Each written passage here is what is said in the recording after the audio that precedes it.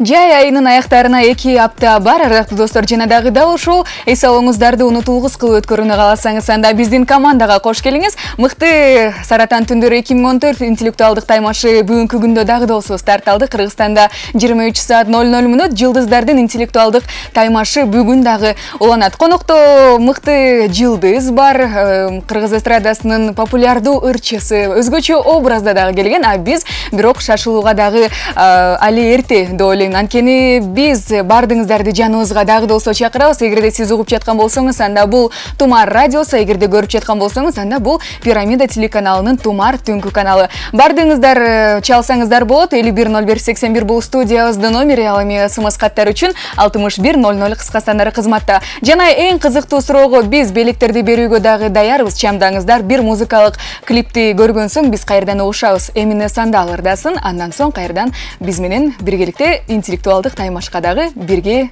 баш багыңыздар. Сиз күткөн Саратан түндөрү 2014 бир гана радиодо эмес, ТВда дагы. Атактуулардын интеллектуалдык таймашы түз эфирде Кыргызстандын жана Казакстандын жылдыздары сиз менен интеллектуалдык беттешке чыгышат. Тумар радиосунда жана Пирамида телеканалында саат 23:00 ысык болот.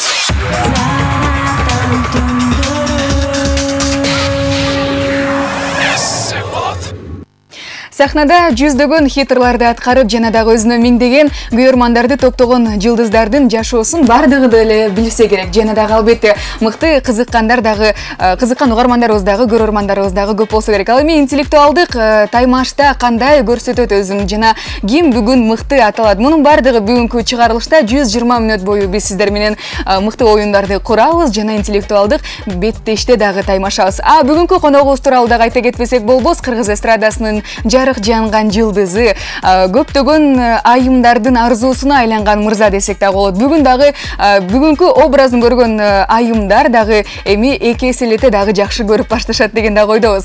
Ал эми тааныштырууга дагы кез келди. Көрүнөт, ардактуу угармандар жана көрөрмандар, бүгүнкү Саратан түндөрү 2014 интеллектуалдык шоу таймашынын эң башкы коногу ырчы Даниэль. Саламатсызбы, Даниэль? Саламатсыңарбы. Ассаламу алейкум, кыргыз калкым. Барыңыздарга ысык салам. Дал ушундай образда келген ардактуу угармандар, бүгүнкү биздин жылдыздуу коногубуз баарыңыздарга жакса керек деген дагы ойдобуз. Кандайсыз? Абдан сонун. Бүгүнкү демек образыңыз индеецтердин образы экен. Индеец. Абдан сабра билеп не говорбамба. Кандай болду? Абдан сонун. Мен образым көрүп турсаңыздар, өзүм дагы мындай башкача деп, өзгөчө деп мындай ойлондук. Эми билбейм, мен бул элге жагабы же жакпайбы. Эми аракет жасадык. Ушундай негизгиси аракет. Албетте, бул образыңызга дагы катуу даярдангандыгыңыз дагы эмнеден деген суроо дагы туулса керек. Анткени сентябрь айында, ардактуу достор, дал ушул образдардан түзүлгөн өтө кызыктуу бир кече болуп өтөт. Номинациялардын кечеси. Образдар, кайсыл образ эң мыкты болсо, дал ушул кечеде сиз жеңүүчү аталасыз. Жана эскерте кетели, ардактуу көрөрмандар жана угармандар, Даниэль 2012 жылы дагы биринчи орунду ээлеген образдардын арасында. Капитан Джек Воробей болгон. Капитан Джек Воробей болуп. Айтып берсеңиз, ушул образыңыз тууралуу кененирээк. Бул образ негизи менин продюсерим Канатбекке таандык.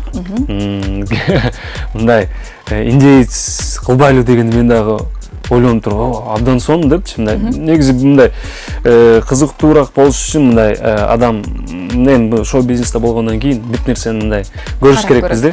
Анан ушул образ өзүмө да жакты. Анан сунуштаганда өзүм дагы мындай кызыгуу менен бул индеецтер жөнүндө да мындай отуруп алып кандай болот депчи. Айтсаңыз, бул башыңыздагы дагы канаттар кызык экен. Канаттар кызык бул жөнүндө. Өзүнчө бир окуя болсо керек го дейм, э? Бул өзүнчө окуя, азырынча айтпай турайын. Кийинчерээк айтам. Азыр айтып койсом, кызыксыз болуп калат. Бирок албетте сырын чечебиз алдыңкы мүнөттөрдө. Жиптер менен байланган экенсиз. Мойнуңуздагы мончоктор да өзгөчө. Бул жакта кийим сонун. Кийим десек эми кандай? Кийим да бул. Бул жерде өзүнчө сүрөттөр да тартылган экен, э? Байкап көрсөксүз. Канча убакыт кетти ушунун баардыгын жасаганга? Башынан аягына чейин. Бул эми бул негизи образды көптөн бери алып келатканбыз. Ошонун баарын чогултуп бүгүн жыйынтыкталды, бүгүн жасап, мынакей ушул жакшынакай эфирде силер менен отурам. Жакшы экен. Азамат, сиз аракетиңизге рахмат айтабыз. Жана интеллектуалдык таймашкадагы кандай мыкты даярдыктар болсо керек? Суроолор? Эми даярдыктар жакшы. Анан айта кетчү нерсе, баягы буга чейин көп утуп келип, анан кээде мындай ойлонуп кетип, анан утулгумдай келип атат. Анткени көрөрмандарга мындай белек, силерден белек болсун деп, мындай ошентип жатам да. Жакшы экен. Мына ушундай жоопту биз Ырчы Даниэлден ала алдык. Эскерте кетсе, бүгүнкү Саратан түндөрү 11-чи чыгарылышында сиз конок болуп отурасыз. Даниэл индеецтин образында. Эгерде ардактуу достор, Даниэлге болгон кызыктуу суроолоруңуз бар болсо, жеке жашоосуна болобу, чыгармачылыгына болобу көптөгөн кызыккандар болсо, анда сөзсүз түрдө узатыңыздар. Эң оригиналдуу СМС катка Даниэл өзүнүн белегин дагы берүүгө даяр. Андыктан чамдаңыздар 6100 кыска сандар кызматта Тумар сөзүнөн башталган СМС каттарды күтөбүз. Жана эң өзгөчөсүнө биздин белек дагы бар. Тумар ЧТФ медиа порталынан мына дал ушундай белек, сумка, ичинде футболка, жана дал ушундай жагымдуу бир белектин арасында кружка дагы бар. Тумар деген сөзү жазылган. Мына ушундай белекке сиз ээ болууну кааласаңыз, анда оригиналдуу СМС каттарды узатыңыздар, ардактуу достор, жана албетте жеңүүчү аталсаңыз дагы болот. Демек биз оюнду баштайбыз, Негизи бул баягы мен утулсам көрөрмандарга ушундай белектер көбүрөөк барат экен да. Көбүрөөк барат. Анда аракет кылам утулган. Азамат, сиз эми оюндун жыйынтыгы кандай болот, көрсөткүчтөрү кандай болот? Бул нерсени биз алдыңкы мүнөттөрдө көрө алабыз. Ага чейин бир музыкалык клип Даниэлдин аткаруусунда болсун. Айрылуу. Эгерде сиз угуп жаткан болсоңуз, анда Тумар радиосунан дал ушуларды тыңдаңыз. Эгерде көрүп жаткан болсоңуз, анда бул клипке чогуу назар салалы.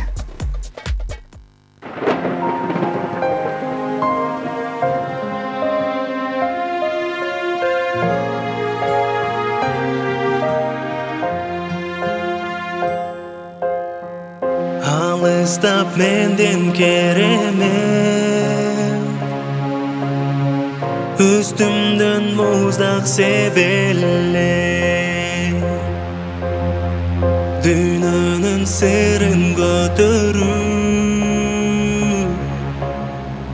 өзүмдү турам жемеле.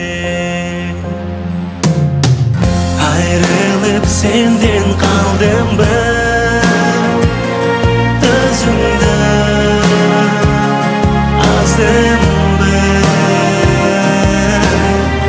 Unutup beni kaldın mı? Emnede yazdın mı? Sadağım senden azman mı? Ötkörüp gündür terengde, derişip sözdür bekemde. Koştuk barıp ötkündü, karekte kaldı eleste. Ayrılıp senden kaldım ben, özümden azdım ben. Unutup beni kaldın ben, emnede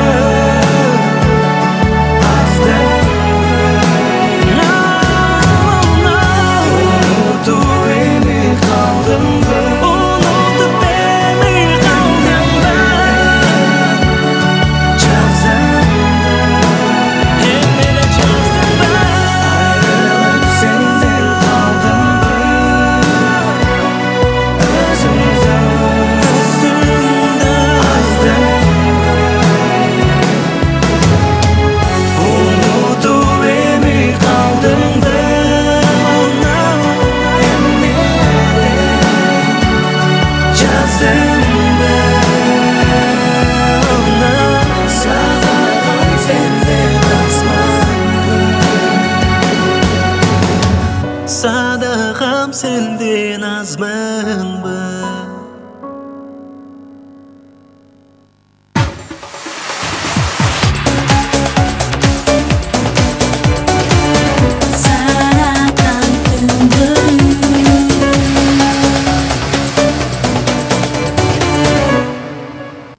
Тумар радиосына жана Пирамида телеканалындагы Тумар түнкү каналында атактуулардын интеллектуалдык таймашы улам жаткан учур. Ардактуу достор, бүгүн конокту студияда Даниэль, индеецтин образына. Салам, Даниэль, да бир жолу.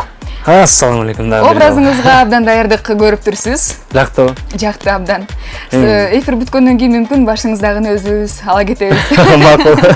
Ал эми биз ардактуу угармандар жана көрөрмандар оюнубузду баштайбыз. Бүгүн Даниэльди ким утат болду экен? Кайсы угарманыбыз көрсөткүчү менен дагы эң алдыңкы орундарга дагы чыгат. Ал эми жол болсо мүмкүн сиз жеңүүчү ата аласыз. Балким, да? Баары мүмкүн. А биз болсо угармандарыбызды чакырабыз. 510181 бул студиябыздын номери. Ал эми смс каттар үчүн 6100 кыска стандарт кызматта. Дал ушундай чалуубуз бар, Даниэль.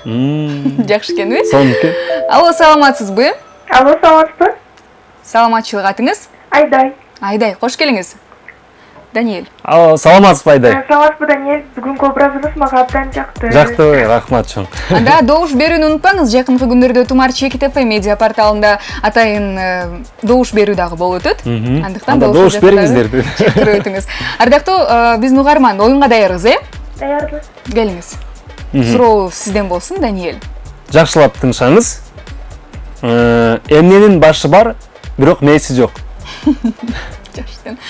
Убакыт кетти. Эмненин башы бар, бирок мээси жок. Эмненин башы бар, бирок мээси жок. Убакыт кетти. Азыр 10 секунд. Кака кеттиңиз? Азыр 10 секунд. Бул медицина жактан эметеде? Вопрос болобу? Жок. Бул нерсе эми багыт бере кетсек, бул нерсе баарыбызда эле бар. Баарыбыз эле колдонобуз. Ручка болобу? Ойлонуңуз. Ойлонуңуз. Дагы бир жолу башында мээси бар. Жок. Эмненин башы бар, бирок мээси жок. Башы бар, бирок мээси жок да. Кайдан алдык мындай суроолорду? 15 секундубуз бар, ардактуу угарман. Азыр. Ойлонуңуз. Оңой эле суроо, Оңой эле негизи.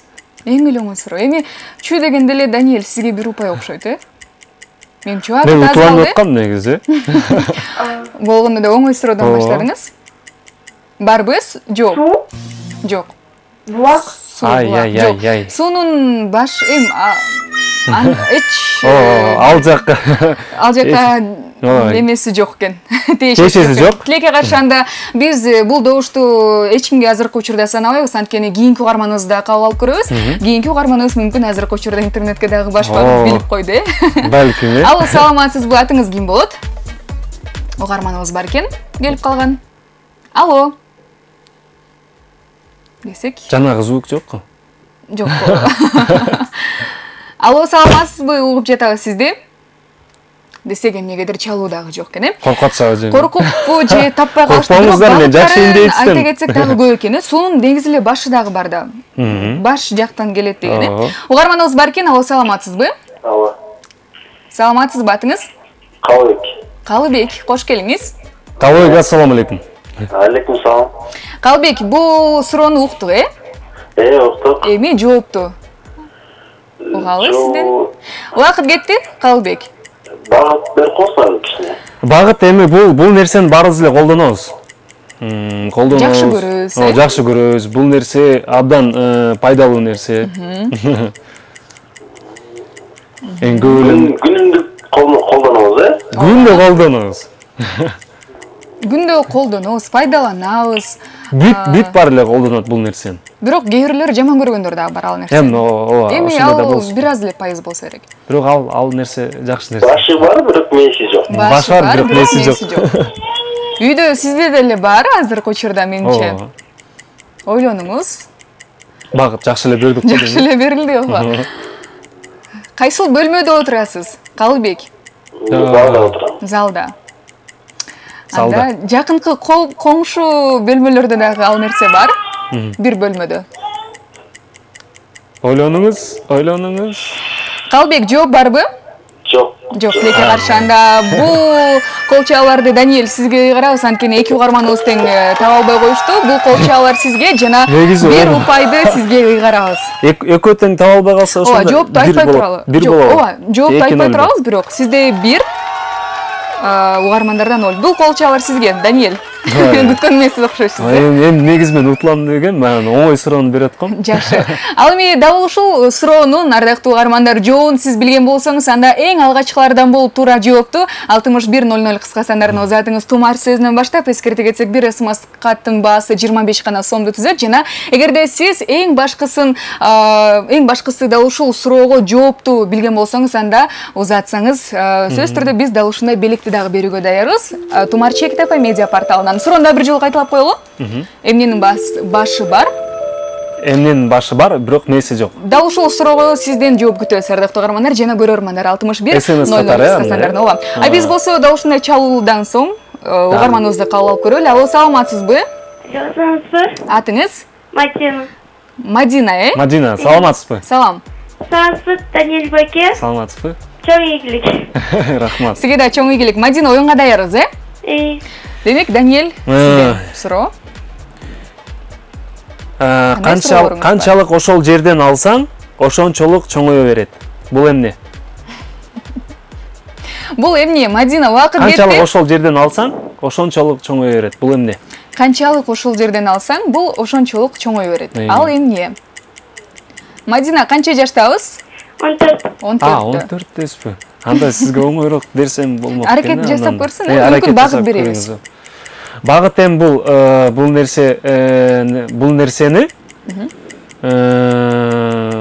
бул нерседен кандай десем, көп нерселер тургузулат. Топурак. Жакында атасыз. Жакын экен. Бул менимче курулуш иштерине керектелген нерселер го дейм, Ошентип мага оңойрок кылалы, Пеня. Пеня. Түшүнбөдүм. Дагы бир жолу айтып койсоңуз, Мадина. Мадина. Пеня эмеспи? Жок, андай эмес. Жок. Дагы ойлонуңуз, жана жакынданыңыз. Топурак дедиңиз, дагы. Кум дейт. Жок. Суу. Суу дейт. Жок, тилекке каршы. Акыркы жообуңуз кандай? Дагы бир жоопту айтып көрүңүзчү, Мадина.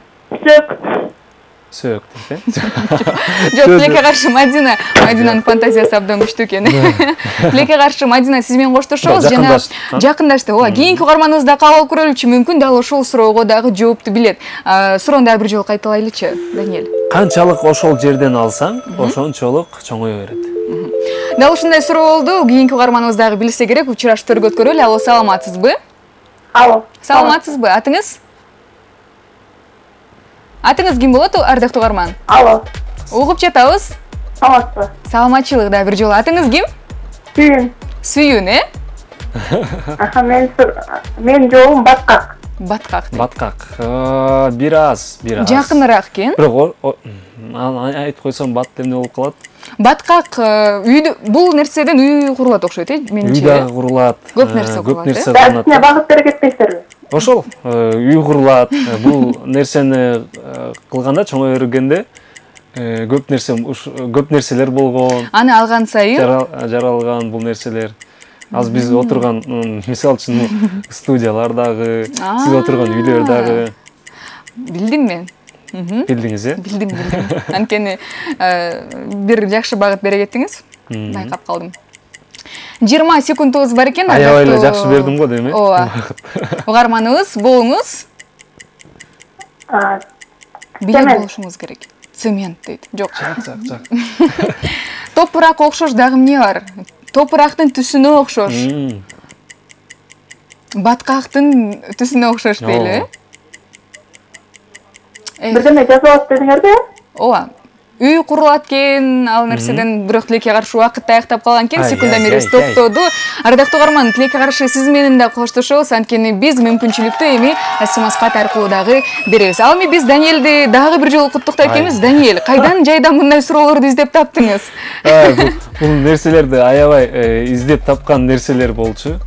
Анан оңой эле деп ойлогом, жакшы эле багыт берет ам эми. Балким башка жакка кетип калат. Жок, ооба, варианттары көп суроо экен да, ошо жооптору да варианттар көп экен. Ошон үчүн ушундай суроолор түзгөм да. Жакшы экенсиз. Сизге дагы бир кол чаларды узатабыз, анткени эсеп азыркы учурда 2-0. Эгерде ардактуу угармандар, сиз бул көрсөткүчтү өзгөртүүнү кааласаңыз, анда бизге СМС каттарды дагы узатсаңыз болот. 6100 кыска сандарына тумар сөзүнөн баштап. Дал ушундай жеңишти дагы биз көрүп жаткан учурубуз 2-0 эсебинде. Жана биз суроону дагы бир жолу кайталасак болбос, дал ушул нерсени алган сайын, ошончолук көбөйө берет. Эмне ошол жерден, бир жерден эмнени алсаң, ошончолук чоңое берет. Мына ушундай. Менчи суроого жоопту азыркы тапта билгендер дагы бар болсо керек. Ал үчүн болгону сиз СМС катты узатышыңыз керек. Жана белекке дагы ыя болосуз. Дал ушундай Тумар ЧКТФ медиа порталынын жакшынакай баштыкчасы, ичинде футболкасы жана кружкасы бар. Жеңишиңиз менен дагы бир жолу куттуктайбыз. Азыркы таптагы жеңишиңиз менен дейле. Анткени биз азыркы учурда бир аз тыным алалы, даярданалы, угармандарыбызга дагы, күйөрмандарыбызга дагы, көрөрмандарыбызга дагы ийгиликтерди каалап өтөлү. Көрсөткүчтү тезинен ардактуу угармандар өзгөртүңүздөр. Биз болсо ага чейин бир клип көрөбүз. Макпал Исабекованын аткаруусундагы музыкалык чыгарма бардыгыңыздарга дагы арналсын.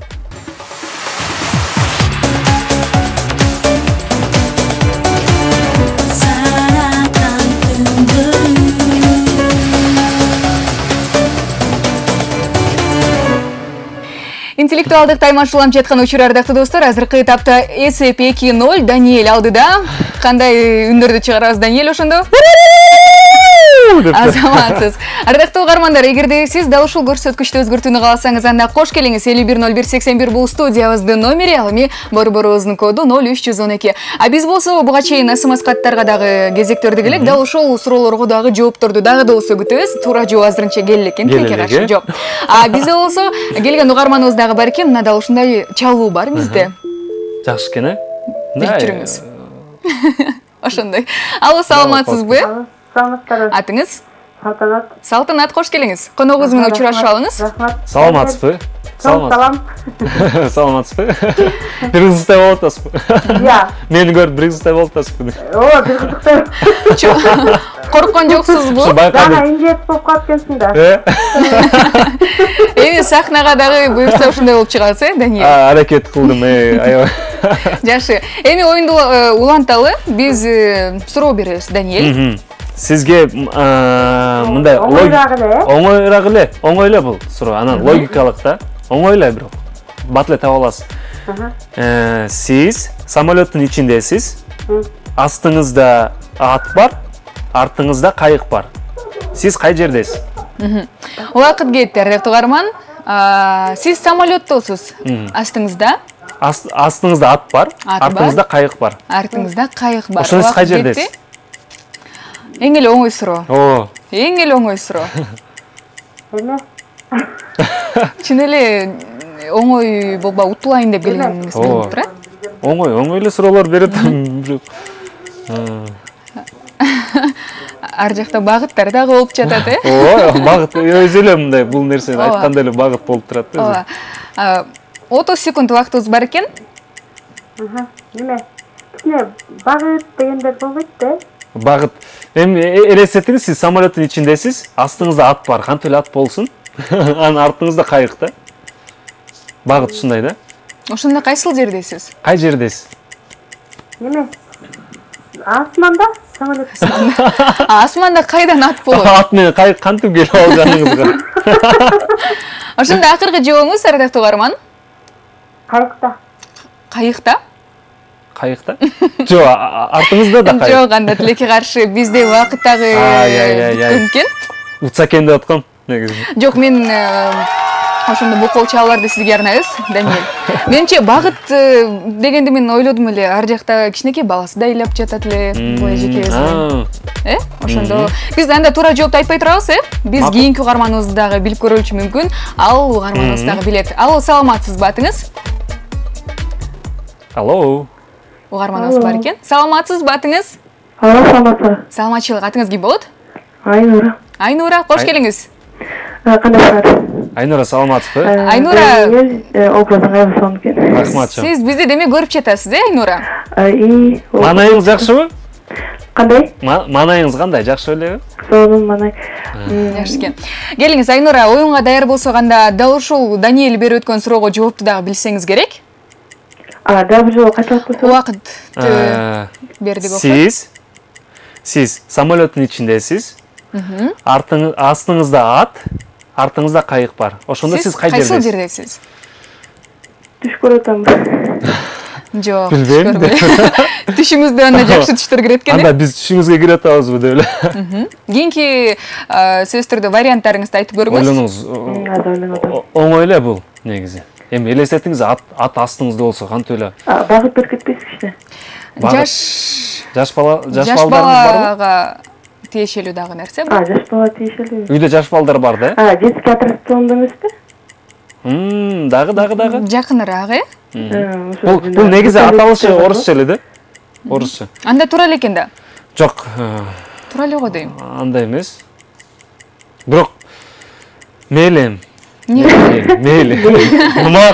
Макул, анткени Даниэль дагы ойнойм деп турат, суроо берсе экен мага дагы угармандар деп. Анда сизге кол чабуулар. Негизи бул карусель болчу. Карусель, кадимки эле карусель алып жатат. Аттракцион дегенибизде. Аттракцион, карусель бир эле болсо керек. Ардактуу Айнура, сизде эми чоң мүмкүнчүлүк бар. Даниэльге сурооңузду узатыңыз. Макул, азыр. Даниэль футбол жакшы көрөтпү? Футболдубу? Жакшы көрөт, Билесиз да, футболду. Луис Суарес, билесиңер кайсы оюнчу, Ооба. Уругвайдын оюнчусу, ошо бирөөнү тиштеп алганда, ошо ким тиштеп алды дейт. Убакыт кетти, Даниэль. Ойлонуңуз. Кимди тиштеди эле? Кимди тиштеди эле? Могул жылы бирөөнү тиштеп алган. Мюллерди тиштеди го дейм. Кандай? Мюллерди тиштебедиби? Жок. Так, азыр. Кимди тиштеди эле? Азыр ошонун атын эстеп албай атам, бирок тилим учунда турат. Суроону дагы бир жолу кайталап коюңузчу, ардактуу Айнура. Луис Суарес быйыл чемпионат мирада сенсация кылып бирөөнү тиштеп алган да, бир оюнчуну. Бирок ал көп эле тиштеди го. Бардыгы бирөөрүн тиштеп чыкты го дебейсизби? Бирок кимди көбүрөөк тиштеди дейсиз? Мындай, аны көрсөткөн, бирок интернетте дагы чыгып жүрдү, мындай крупный, кимди тиштеп. Ошонун атын эстеп албай атам. Андай багыт берип кетейин. Багыт бериңиз. Аты билбесеңер да өлкөнүн кайсы өлкө үчүн ойноду эле ошол. Кайсыл датада дебейсизби? Мүмкүн. Кайсы өлкөдө ойноду эле, ошондо. Ошо кайсы эме өлкө ойногон футболист. Ошондо Уругвай менен Убакыт ортолоп калды, Даниэль. Уругвай менен ким? Ошондо кантебиз? Бакал эмеспи? Кандай? Айнура. Бакал деген оюнчу бар, же бул Жок, өлкөнү айтпайсызбы? Өлкөнү? Эми өлкө. Мен ошондо футбол көрбөй калдым, Уругвай менен тиштеген. Гастролдоп жүргөнбүз. Анда тилекке каршы Даниэль убакытыбызды аяктап калган экен. Ошондо кимди тиштеди? Италиянын оюнчусун. Италиянын же Испаниянынбы? Италия. Оюнчунун аты? Аты ким эле? Оюнчунун атын азыр эстеп албай атамбы, Италиянын. Сиз өзүңүз мен алдайын деген турбайсызбы? Эмне болсо дагы ардактуу Айнура, сизди куттуктайбыз. Бул кол чабууларды сизге арнайбыз, анткени сиз дал ушул сурооңуз менен угармандар тарапка эң алгачкы биринчи упайды дагы алып келдиңиз. Сизге бул кол чабуулар жана дал ушул белекти дагы сизге ыйгарабыз. Тумар Чекит ФМ медиа порталынын дал ушундай баштыкчасы, ичинде футболкасы дагы бар, кружкасы дагы бар. Жакшылыкка колдонуңуз. Трубканы койбой туруңуз, кайсыл жерден кантип алып кетериңизди биз сизге түшүндүрүп беребиз. Ал эми биз буга чейинки өзүм тиштейт окшойм. Ошентип окшойсуз. Эми биз болсо жанагы суроо бар эле, башы бар, бирок мээси жок дегенге дагы да болсо жооптор, туура жооптор келе экен, ардактуу угармандар. Башы бар, бирок мээси жок. Жообу кандай? Эң алгачкылардан болуп узатыңыз, жана буга кошумча андан алган сайын алган сайын канчалык ошол жерден алсаң, алган сайын ошончолук чоңое берет. чоңое берет. Дал ушундай эки суроо берилди, ардактуу каармандар. Даниэлдин суроолору бүгүн эч гана чечилгис болуп жатат. Узатыңыздар 6100 кыска сандарына эң алгачкылардан болуп, жана эң өзгөчө белектерибиз дагы сизди тосуп атат. Биз болсо бир музыкалык чыгарманы чогуу биргеликте тыңдайбыз. Non-Stop дуэтин аткаруусунда «Сказка» деген музыкалык чыгарма. Услышит мир, знает, как люблю тебя, что для меня свыше создана земля. Пусть знает мир, я хочу быть лишь с тобой. С этой минуты ты навеки только мой.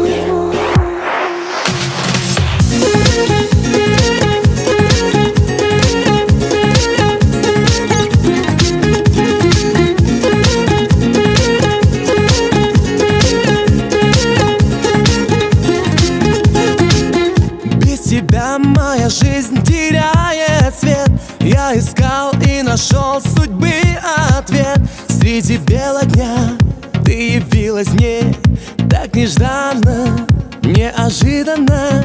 Может, это всего лишь мой сон, мною выдуманная сказка вмиг растает белым снегом. Под нее готов засыпать всегда. Слышит мир, знает, как люблю тебя, что для меня свыше создана земля. Пусть знает мир, я хочу быть лишь с тобой. С этой минуты ты навеки только мой.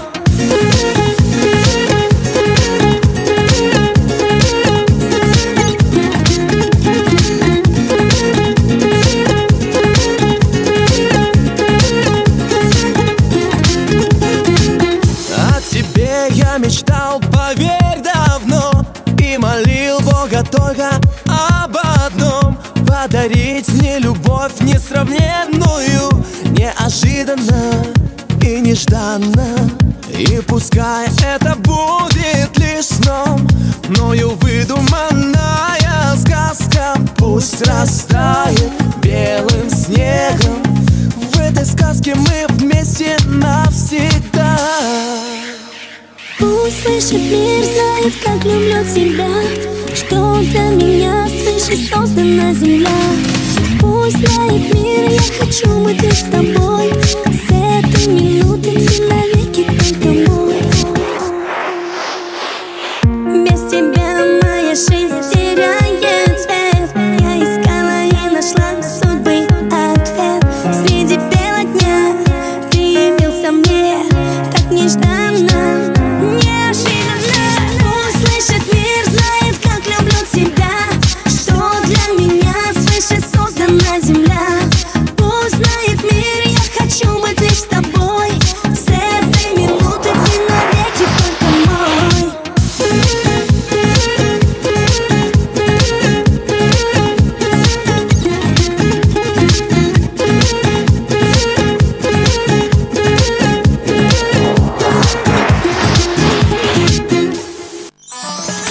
Сиз күткөн Саратан түндөрү 2014 бир гана радиодо эмес, ТВда дагы.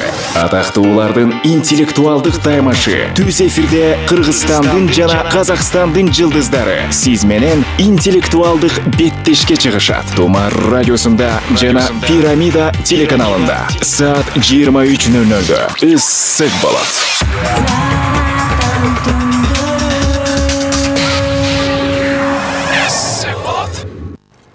Эсеп 2-1, ардактуу каармандар, бүгүнкү жылдыздуу коногубуз алдыңкы тепкичтерде келе жатат. Даниэль, кандай сезимдер болууда? Негизи ылдыйкы үстүнө жүрөйүн аткам. Демек утулайын деп келгенсиз, э? Ооба, негизи утулайын деп келгем. Угармандарга белектер көп болсун деген. Белектер көбүрөөк болсун деп мындай. Жакшы экен. Угарман, көрмандарыбыз жана өзүңүз дагы суроого жооп берейин деп, э? Ооба. Демек, дал ушундай ойлорду Даниэль айткандан соң, анда ардактуу каармандар, сиздерди дагы чакырабыз. Эгерде сиз көрүп жаткан болсоңуз, анда бул Пирамида телеканалынын Тумар түнкү каналы. Эгерде сиз угуп жаткан болсоңуз, анда бул Тумар радиосу. А биз буга чейинки суроолорду бердик элек, Буга чейин СМС кат аркылуу дагы биз күтүп алабыз деп. Эң алгачкы келген угарманыбыз дагы бар экен. Биз дагы бир жолу суроону кайталайбыз, Кайсы? Эң биринчи. Биринчи суроого. Тилекке каршы биринчи суроого азыркы этапта жооп келе экен. Биз бирок багытын айтып койбойлу, Даниэль. Багытты? Эмненин башы бар, бирок меси жок. Багыт берсек, бул ашканада колдонулат бул нерсе. Тамакка кошулат, Тамакка болду. Эң эле туура багыт берилди, ардактуу угармандар. Тамакка кошулат, башы бар, бирок мээси жок. Ал эмне? 6100 кыска сандарына азыр узатсаңыздар болот. Ал эми биз экинчи сурообузга дагы келген жооп бар эле. Бул яма деп узаткан экен. Яма. Туп-тура. Тура, Оксанага анда бул кол чалар 3484 номер менен аяктаган абонент эң биринчилерден болуп узаткан экен. Элестетиңиз да канчалык ошол жерден алып берсе, чоң өрөт да.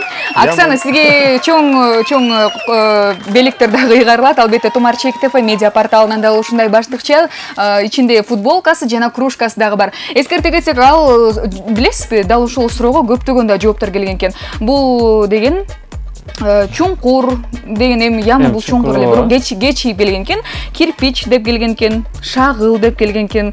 Айтор көп, чынын айтсак. Жерди канча казсаң ошончо чоңойот дегендер да бар экен. Көп. Эң башкысы Оксана эң алгачкылардан болуп туура жоопту узаткан экен, Ошондо биз кийинки жоопту да кабыл алып көрөлүчү. Суу деп дагы келген экен. Кашык, ширеңке, компьютер дейт, кукла дегендер да келген экен. Бирок тилекке каршы алардын бирөөсү дагы туура эмес. Ал эми эң алгачкылардан болуп келген бул СМС билдирүү пияз деп келген экен. Туура, менимче. Туп-туура. Ардактуу 7846 номер менен аяктаган абонент. Бул кол чалар сизге жана албетте сизге дагы дал ушундай белек ыйгарылат. Тумар ЧКТФ медиа порталынан баштыкча, ичинде сумка, ичинде футболка жана кружка дагы бар. Ал эми биз жеңүүчүлөрдү аныктап алдык. Эми биз угармандарга дагы кезекти берет окшойбуз.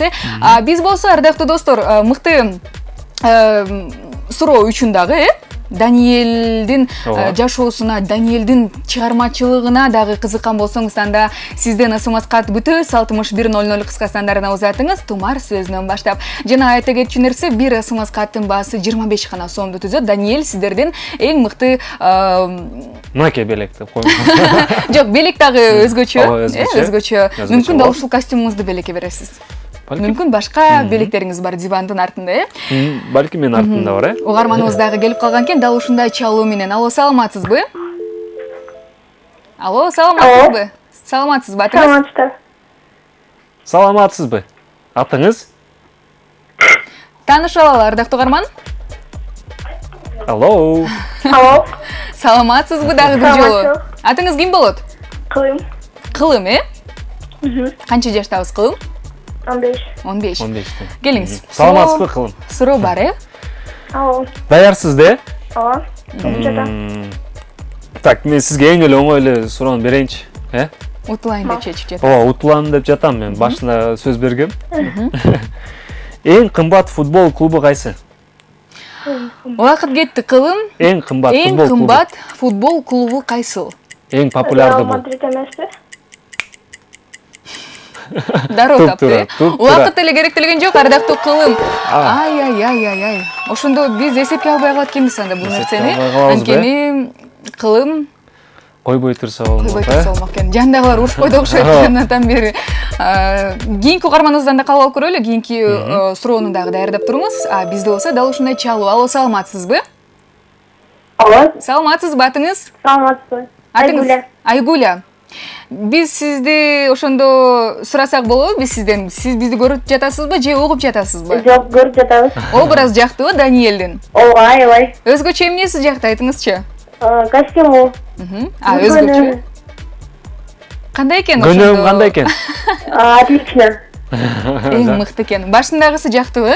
Ооба, аябай жакты. Үйдөгү тоокананы болушунча, Болушунча мындай. Куудуңуз окшойт.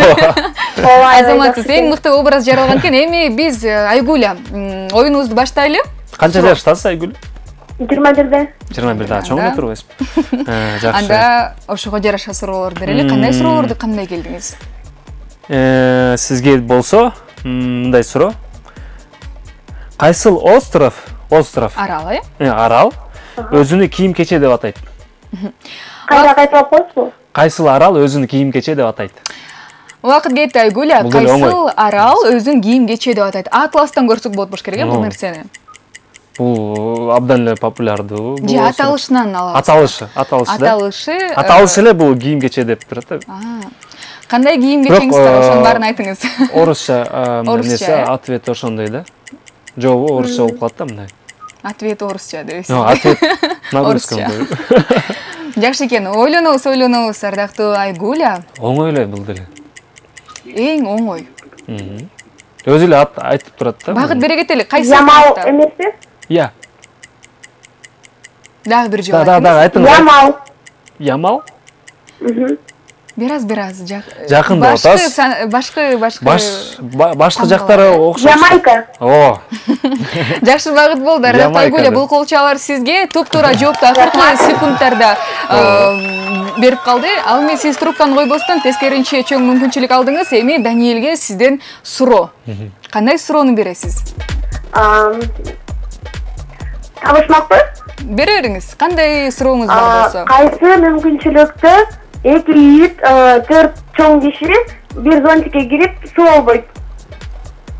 Бир кандай дедиңиз? Түшүнбөй калдым. Кайталап. Кайсы убакта 2 ит, 6 кичинекей бала менен чоң киши бир зонтиктин астына туруп суу албайт? 2 ит дагы барбы? Ооба. Алар эмне кылат? Даниэль? Бир орусча айтса болот, түшүнүктүү болот. Макул, айтыңыз. Түшүндүк эле окшойт, В каком 6 детей, 2 собаки и 4 взрослых, забравшись под один зонтик, не намокнут? Оңой эле. Оңой эле. Суроо экен. Эмне болсо керек? 4 киши балдарды көтөрөт, а балдар болсо күчүктөрдү.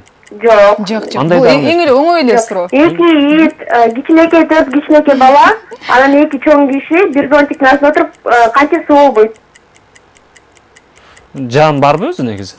Жан жок эле. Ага, если не будет дождя. Ошо жан жоксун эмне болот? Жан жок болсо андай сөз түрдө эч ким суу албайт да. Кол чалар сизге, ардактуу Даниэль. Анда биздин эсеп тең элди. Азыркы учурда сиз дагы суроого жооп бердиңиз, Айгуля дагы жооп берди. Эми чечүүчү суроо. Даниэль, сизден болсун. Эгерде сиз дал ушул суроону берип, угарманыбыз жооп бере албай калса, анда сизге жеңиш. Эгерде угарманыбыз жооп берген болсо, анда угармандарга дагы бул бир упай. Бул деле оңой эле. Кайсыл организм жер бетинде биринчи пайда болгон? Кандай? Кайсы организмдер жер бетинде биринчи пайда болгон?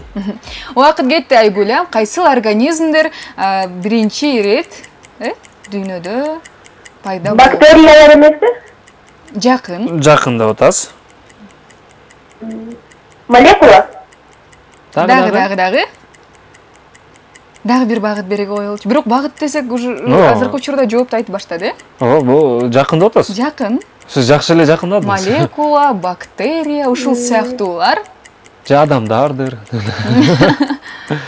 Мүмкүн. Балким койлор. Жаныбарлар, мүмкүн. Өсүмдүктөр, мүмкүн. Маймунбу? Жок. Маймун? Жок, маймундун жакын досу ким эле? Иә. Маймун жакын досу ким эле? Жакын досу?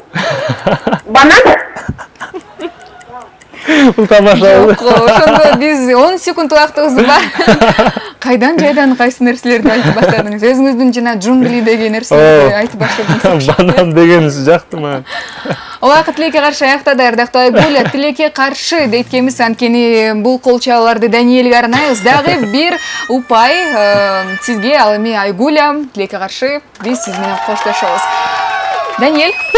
Дал ушундай бир упай алган сайын Даниэль дал ушундай үндөрдү чыгарып турат, ардактуу угармандар. Жана сизге биз дагы бир упайды коштук. Жана 3-1 эсебинде биз алдыга карай бара жатабыз. Утлайын аткам.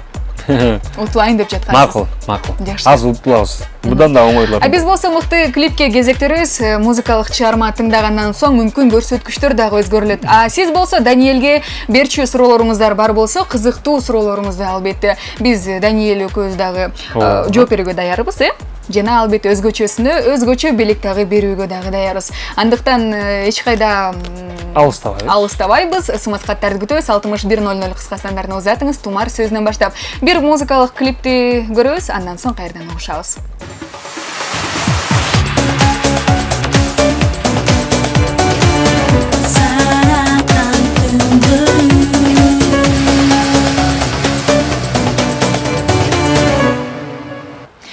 Тумар радиосында жана Пирамида телеканалындагы Тумар түнкү каналында Саратан түндөрү 2014 интеллектуалдык шоу программасы дагы да улам жаткан учуру. Ардактуу достор, эсеп азыркы учурда 3-1 Даниэль алдыда.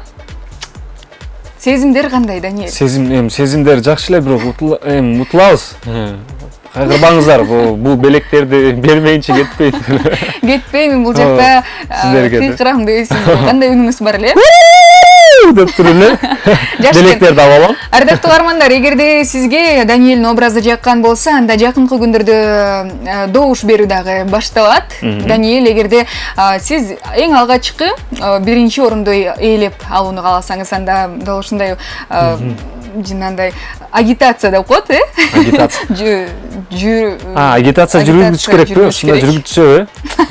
Мен антип деле айтпайм, бирок эми кимге жакса добуш бериңиздер. Балким башканын образы жагып калат. Бирок анткени дал ушундай чакырууңуз менен сиз 2012 жылы дагы жеңүүчү аталгансыз, биз билебиз. Образдардын эң мыктысы деп аталгансыз. Эми аракет жасайбыз, ар жылы мындай өзгөчө болуп аракет кылабыз да. Негизи мына кызыктуу, биздин көрөрмандарга да кызыктуу болот да. Ошон үчүн. Көрөрмандарга кызык деп калдыңыз. Сиздин жеке жашооңуз дагы көрөрмандарга кызык экен. Бул жакка келген СМС каттар дагы бар. Салам Даниэль, ишиңизге ийгиликтерди каалайм. Жана моюнуңуздагы мончокту өзүңүз тиздиңизби деп 68-70 номери менен аяктаган абонент узаткан экен. Бул негизи өзү тизилген. Даяр экен. Мен жөн гана тагып койдум. Салам Тумар дейт. Салам, ишиңиздерге ийгиликтерди каалаймын. Мага белеңди берчи, жашым 40-ка жакындаса дагы концертине барып жаш кезекте эстейин деп 7301 номери менен аяктаган абонент узаткан экен. Менимче кийинки пландагы концерттер, мүмкүн жакынкы күндөрдө концерт болобу? Ал концерттерди эми бул алдыда деп жаткан, бирок Кудайым буйруса. Буйруган күнү, Буйруган күнү беребиз. Ошол убакта бересиз, буйрсам. Ооба. Жакшы экен. Салам, ишиңиздерге ийгиликтерди каалаймын. Жума күнүңүздөр менен куттуктайбыз дейт. Бардыгыңыздарга салам айтамын. Жана мага Даниэльдин дейт образынын жиптери жакты дейт. Көрсөтпөйсүзбү жиптериңизди? Жиптер көп. Эң негизи бул краска дагы көп экен. Ооба, гуаш. Анан bunday жиптер негизи бүт нерсенин баары ушул жиптер. Жана эскерте кетсек, бул жерде бир гана жиптер эле курчап турат, Даниэльди кийим. Жиптер эле кармап турат. Жана кийим жок калды. Материал деген дагы жок, бир гана бул жакта боелмолор бар экен, бир аз боектор. Атайын бир боди арт деп коет экен, бул нерсени. Боди арт дейт. Бул атайын тарттырдыңыз. Абдан жакшы, биздин жакшы тааныш кызыбыз бар. Ошол тарткан, абдан таланттуу. Жакшы экен. Мен өзүм да көрүп алып, менин көрбөйсүң, башына чаң көрүп алып, оозуң ачылып, таң калып. Эми сахнага да ушундай кийимде чыксаңыз кандай болот? Эми ошентип окшойбуз. Жакшы нерсе экен, Жаңы клиптерге да ушундай образыңызды түшүрүп. Салам Даниэль дейт, ишиңиздерге ийгиликтерди каалайм. Жана дагы бакыт деген мен үчүн бул жан дүйнөнүн абалы дейт. Үй бүлөмдүн, досторумдун жана бир адамдын аманы. Сиз үчүн Даниэль, бакыт бул эмне? Бакыт бул мен үчүн менин алтындай болгон ата-энелерим жанында болгону, жана ушул менин жакын досторум, ушул мени көрөрмандарым, бүт мен жакшы аралымда жүргөн да, мен жанымда жүргөн адамдарым бар. Мен үчүн бул ошолордун амандыгы, ошолордун бар ошол бак мен үчүн эң эле чоң бак. Азаматсыз. Даниэль, дал ушундай жагымдуу биз сөз кургандан кийин биз кийинки угармандарыбызды дагы чакырып өтөбүз. СМС каттарды узатыңыздар, кызыккан суроолоруңуз бар болсо. Биз болсо жаңы күнгө дагы сапар алдык, жаңы күнгө жаңы дем менен дагы кирип барабыз. Эгерде кимдир бирөөнүн туулган күнү болсо, анда биз Даниэль экөөбүз куттуктоого дагы даярбыз. Ал үчүн болгон СМС кат узатыңыз 6100 кыска сандарына. Биз болсо Ырчы мырза Даниэльдин бүгүнкү коногубуздун клиби менен жаңы күнгө дагы жаңы музыкалык саатка дагы кирип баралы.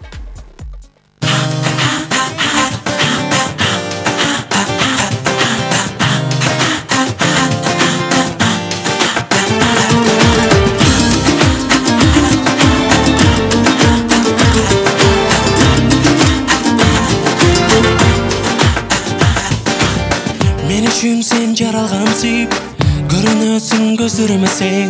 Так түшүрүп жүрөгүмө, байландым бир өзүңө мен.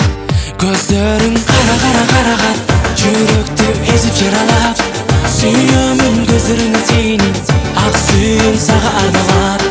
Тамшанып карай беремин, өзүңдү сүйсөм кантип. Өзүңө арналган бул, өрүмдү ырдап берем.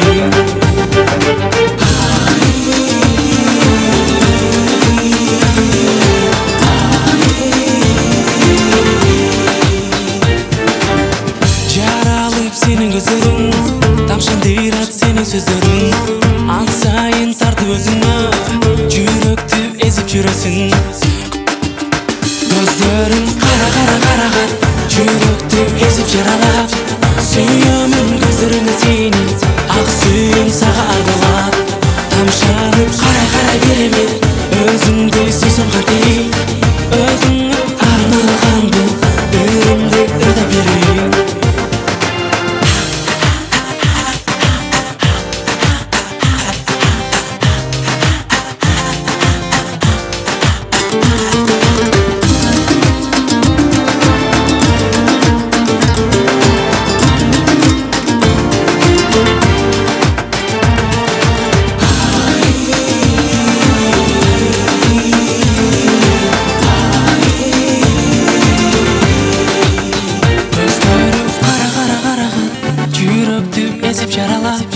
Suyamın gözlerine senin Ak suyum sağa arnalar Tamşanıp kara veremin Özümde süsüm hadi Özümü arnalgan bu Ölümde öde bireyim Gözlerin kara Yürekte ezip yaralar Suyamın gözlerine senin Ak suyum sağa arnalar Tamşanıp kara veremin Özümde süsüm hadi Özümü arnalgan bu Ölümde öde bireyim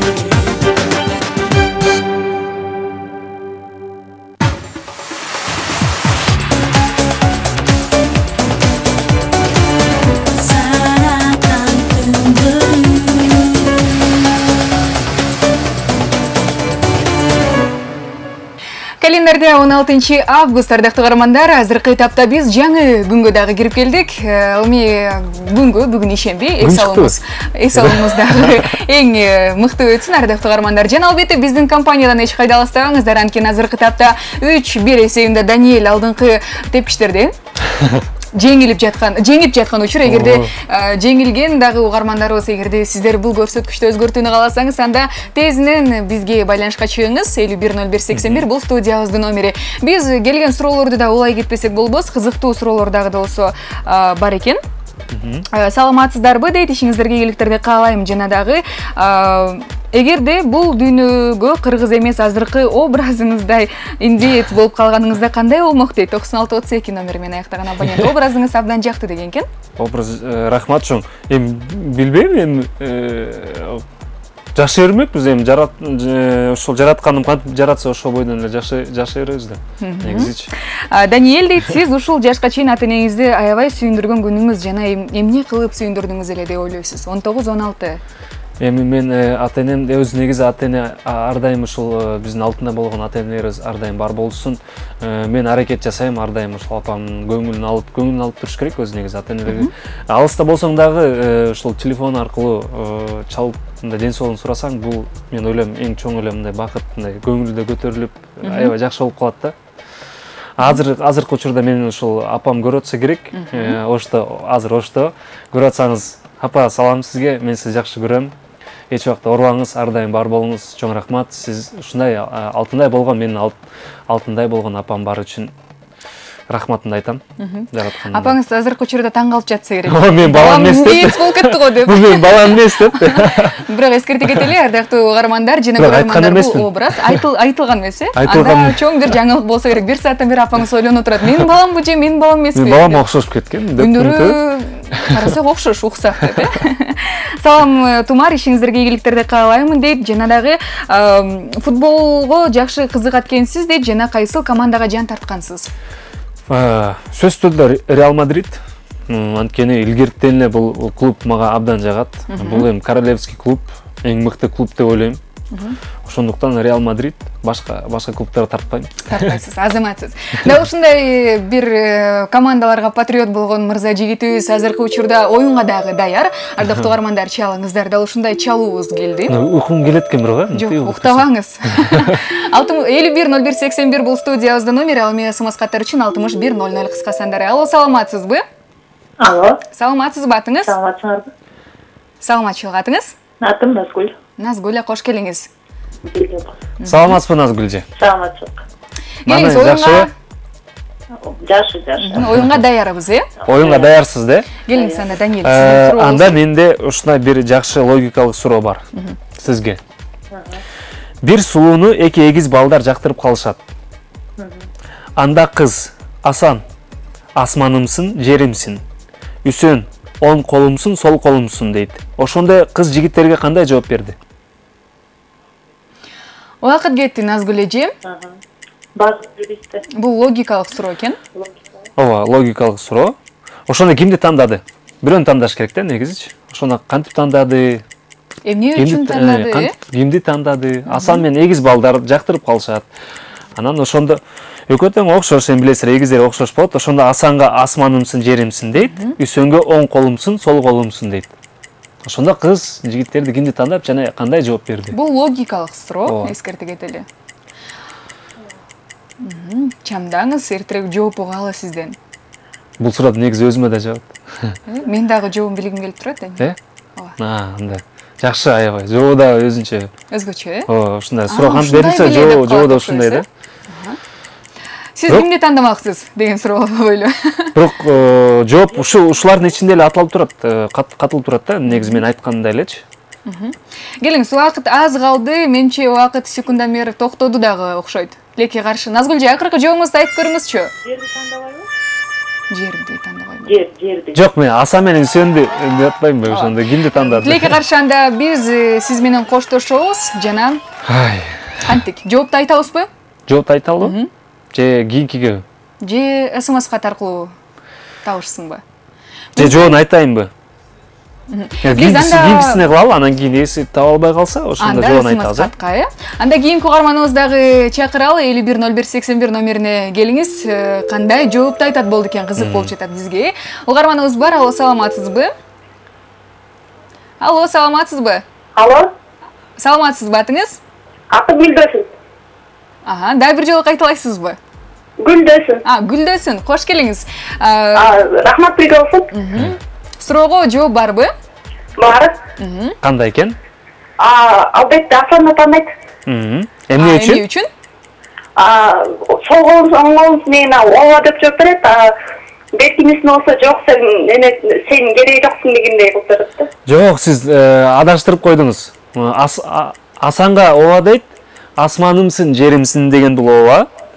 Үсөнгө оң колумсуң, сол колумсуң деген жок деген да бул. Демек, тилекке каршы сиз менен коштошот экенбиз. Туура жоопту айттык, Даниэль. Жакшы экен, жооп дагы. Дагы бир жолу ошондо айтып койсоңуз жоопту. Жоопту ошондо Асанды тандайт кыз. Ошондо айтат, асманымсың, жеримсиң деген бул ооба дегени. Үсөнгө оң колумсуң, сол колумсуң деген жок деген да бул. Жок деген. Жакшы экен. Анда биз дагы дал ушул терминдерди жаттап алышыбыз керек экен, оңойраак болот. Анда бул колчаларды биз Даниэльге арнайбыз, анткени Даниэль, сиз дагы бир упай менен алдыңкы бир көрсөткүчтөрдү көрсөтүп жатасыз. Эми эсеп азыркы учурда ардактуу угармандар 4-1. Туура эле айтып, бирок бир-эки жеринде башкача айтып алды да. Утулабыз деп коюп эле кайра утуп жатасыз. Эмне кылганыңыз бул? Атайын эле ушундай суроолорду даярдап келейин. Утулам деп калып эле. Жок, утулам деген. Ал биз угармандарыбызды дагы дабыл кабыл алып көрөбүз. 510181 бул студиябыздын номери. Жана албетте мыкты суроого дагы биз белекти берүүгө даярбыз. Эгерде Даниэлдин жашоосуна кызыккан болсоңуз, анда узатыңыз. Бизде чалуу бар экен. Таанышалы угарманыбыз менен. Алло. Алло. Саламатсызбы, атыңыз? Саламатсызбы. Мен Кайра Айгүлмүн. Айгүл, каяка жоголуп кеттиңиз жана? Ойлонуп кеттим. Ойлонуп коюп салдыңызбы? Айгүл, келиңиз, анда биз оюнду баштайлы, кайрадан анда. Сизден суроо, Даниэль. Менден сизге суроо. Суроолор негизи көп. Кандай суроону беребиз? Логикалык дагы бар арасында, мындай. Бул деле логикага да кирип кетет. Эмнени адам баласы жасагысы келбейт, ошол эле учурда аны жоготкусу келбейт. Эмнени жасагысы келет, бирок ошол эле учурда жоготкусу келбейт. Убакыт кетти, Айгүл, бул суроону эгерде сиз түшүнгөн болсоңуз, анда жоопту күтөбүз. Оңой эле негизи. Бул нерсени биз билебиз. Билебиз, баарыбызга. Мен деле жоготкум келбейт, сиз да жоготкуңуз келбейт. Сиз дагы жоготкуңуз келбейт. Бирок ал нерсени кылганды кылгың да келбейт. Кылгың келбейт, Ооба. Кылгың келбейт, бирок жоготкуң да келбейт да. Багыт эми бул нерсе ар бир эле инсанда мындай бар. Ар бир эле инсан аны кылат экен, бирок кылгысы келбей Үй калат. эмеси? Иә. Сүйүү? Айгүл Эмне апа, багыттап койсу? Багыт ушул барыбызга эле бул тиешелүү бул нерсе. Барыбыз эле бул нерседе жүрөбүз. Бул нерсенин үстүндө. эң эле жакшы багыттар берилип жатат. Мүмкүн ал кээ бир көп эле угармандарыбыз, көрөрмандарыбыз бар болсо керек, жакшы көрүп кылгандар деле. Ооба.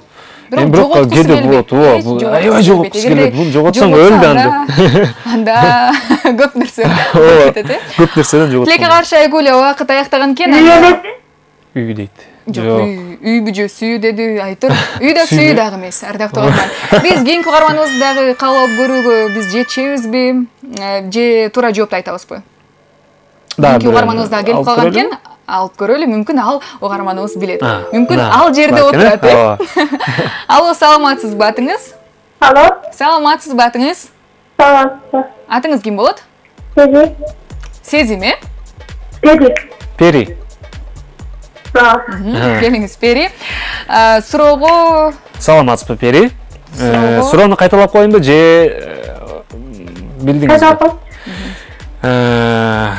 Ошондо суроо болсо эмнени адам баласы жасагысы келбейт, ошол эле учурда жоготкусу келбейт да. Убакыт кетти, Пери. Сиз канча жаштасыз, Пери? 16. 16да. Эмне менен алексиз? Азыр эстесемен дагы эмесин. Жана эле үйдө. Негизи эле эмне менен алексиз? Каякта окуйсуз? Эмнеге? Келиңиз, Пери, бул нерсени баарыбыз эле билебиз. Бул нерсени биз жоготкубуз келбейт.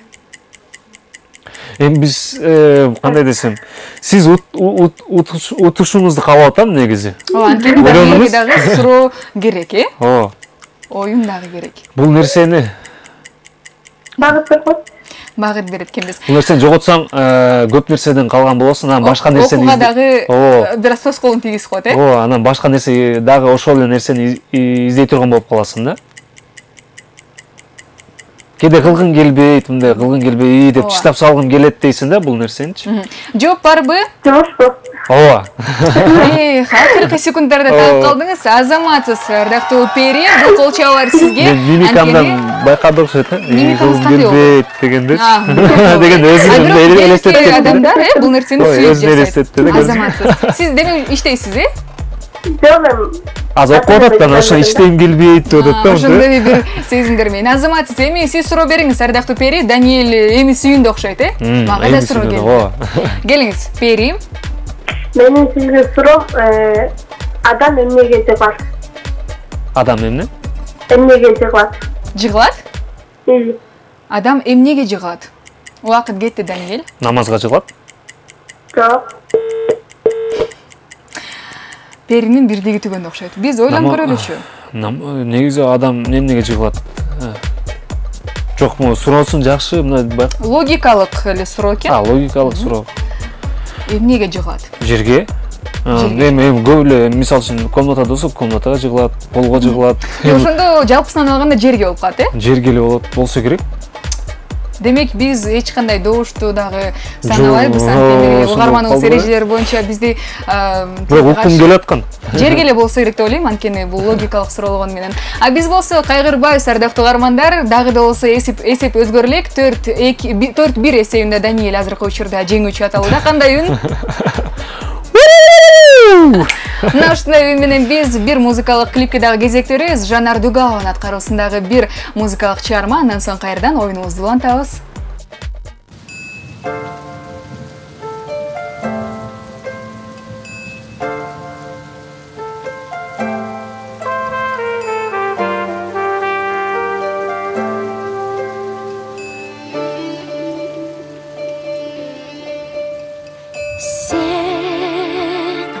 Сезім сырын тыңдаттың, сүйемін деп тіл қаттың. Неге жаным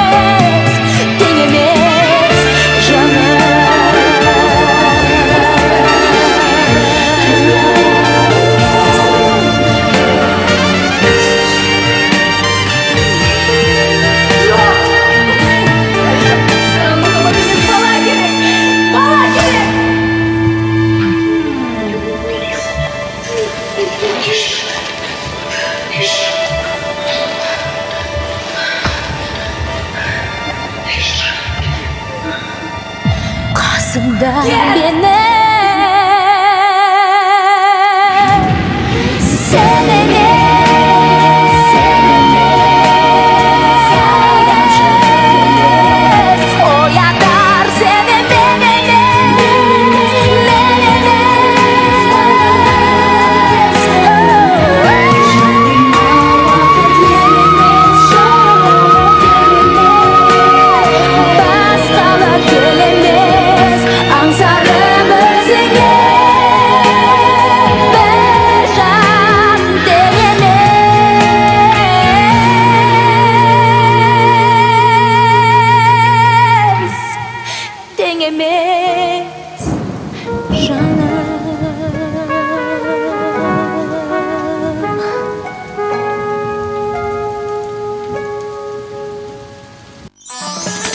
Сиз күткөн Саратан түндөрү 2014 бир гана радиодо эмес, ТВда дагы.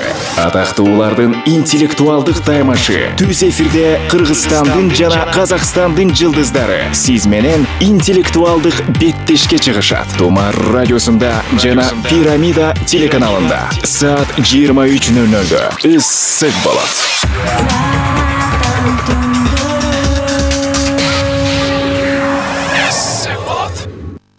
Жан эргеткен музыкалык чыгармалар жана буга кошумча эң мыкты образ бүгүнкү Саратан түндөрү 2014 орун алган чыга, ардактуу достор. Жана бүгүн конокто Даниэль индеецтин образында. Мыкты образды дагы бир жолу дагы карай кетпесек болбос. Мойнундагы ар түрдөгү, ар түстүү баягы мончок десек болот, кийимдердин бардыгы. Кийим жок десек да болот, анткени бул жактын бардыгы кийим жок отурат деп. Кийими жок, жиптер бар экен. Кийимне акча топтолдук. Жакшы экен. Дал ушундай мыкты образда келген Даниэльге биз суроолорду дагы күтүп жатабыз. Ардактуу угармандар, эгерде сизге кызыккан суроолор бар болсо дагы анда узатыңыз. 6100 кыска саныры кызматы. Алардын арасында дагы мындай суроо бар экен. Даниэль, сиз мага өзүңүздүн номериңизди бере аласызбы? Сизге бир чалуу эч нерсе гана болбосо керек. Мага жагымдуу мук 8777 номери менен аяктаган абонент узаткан.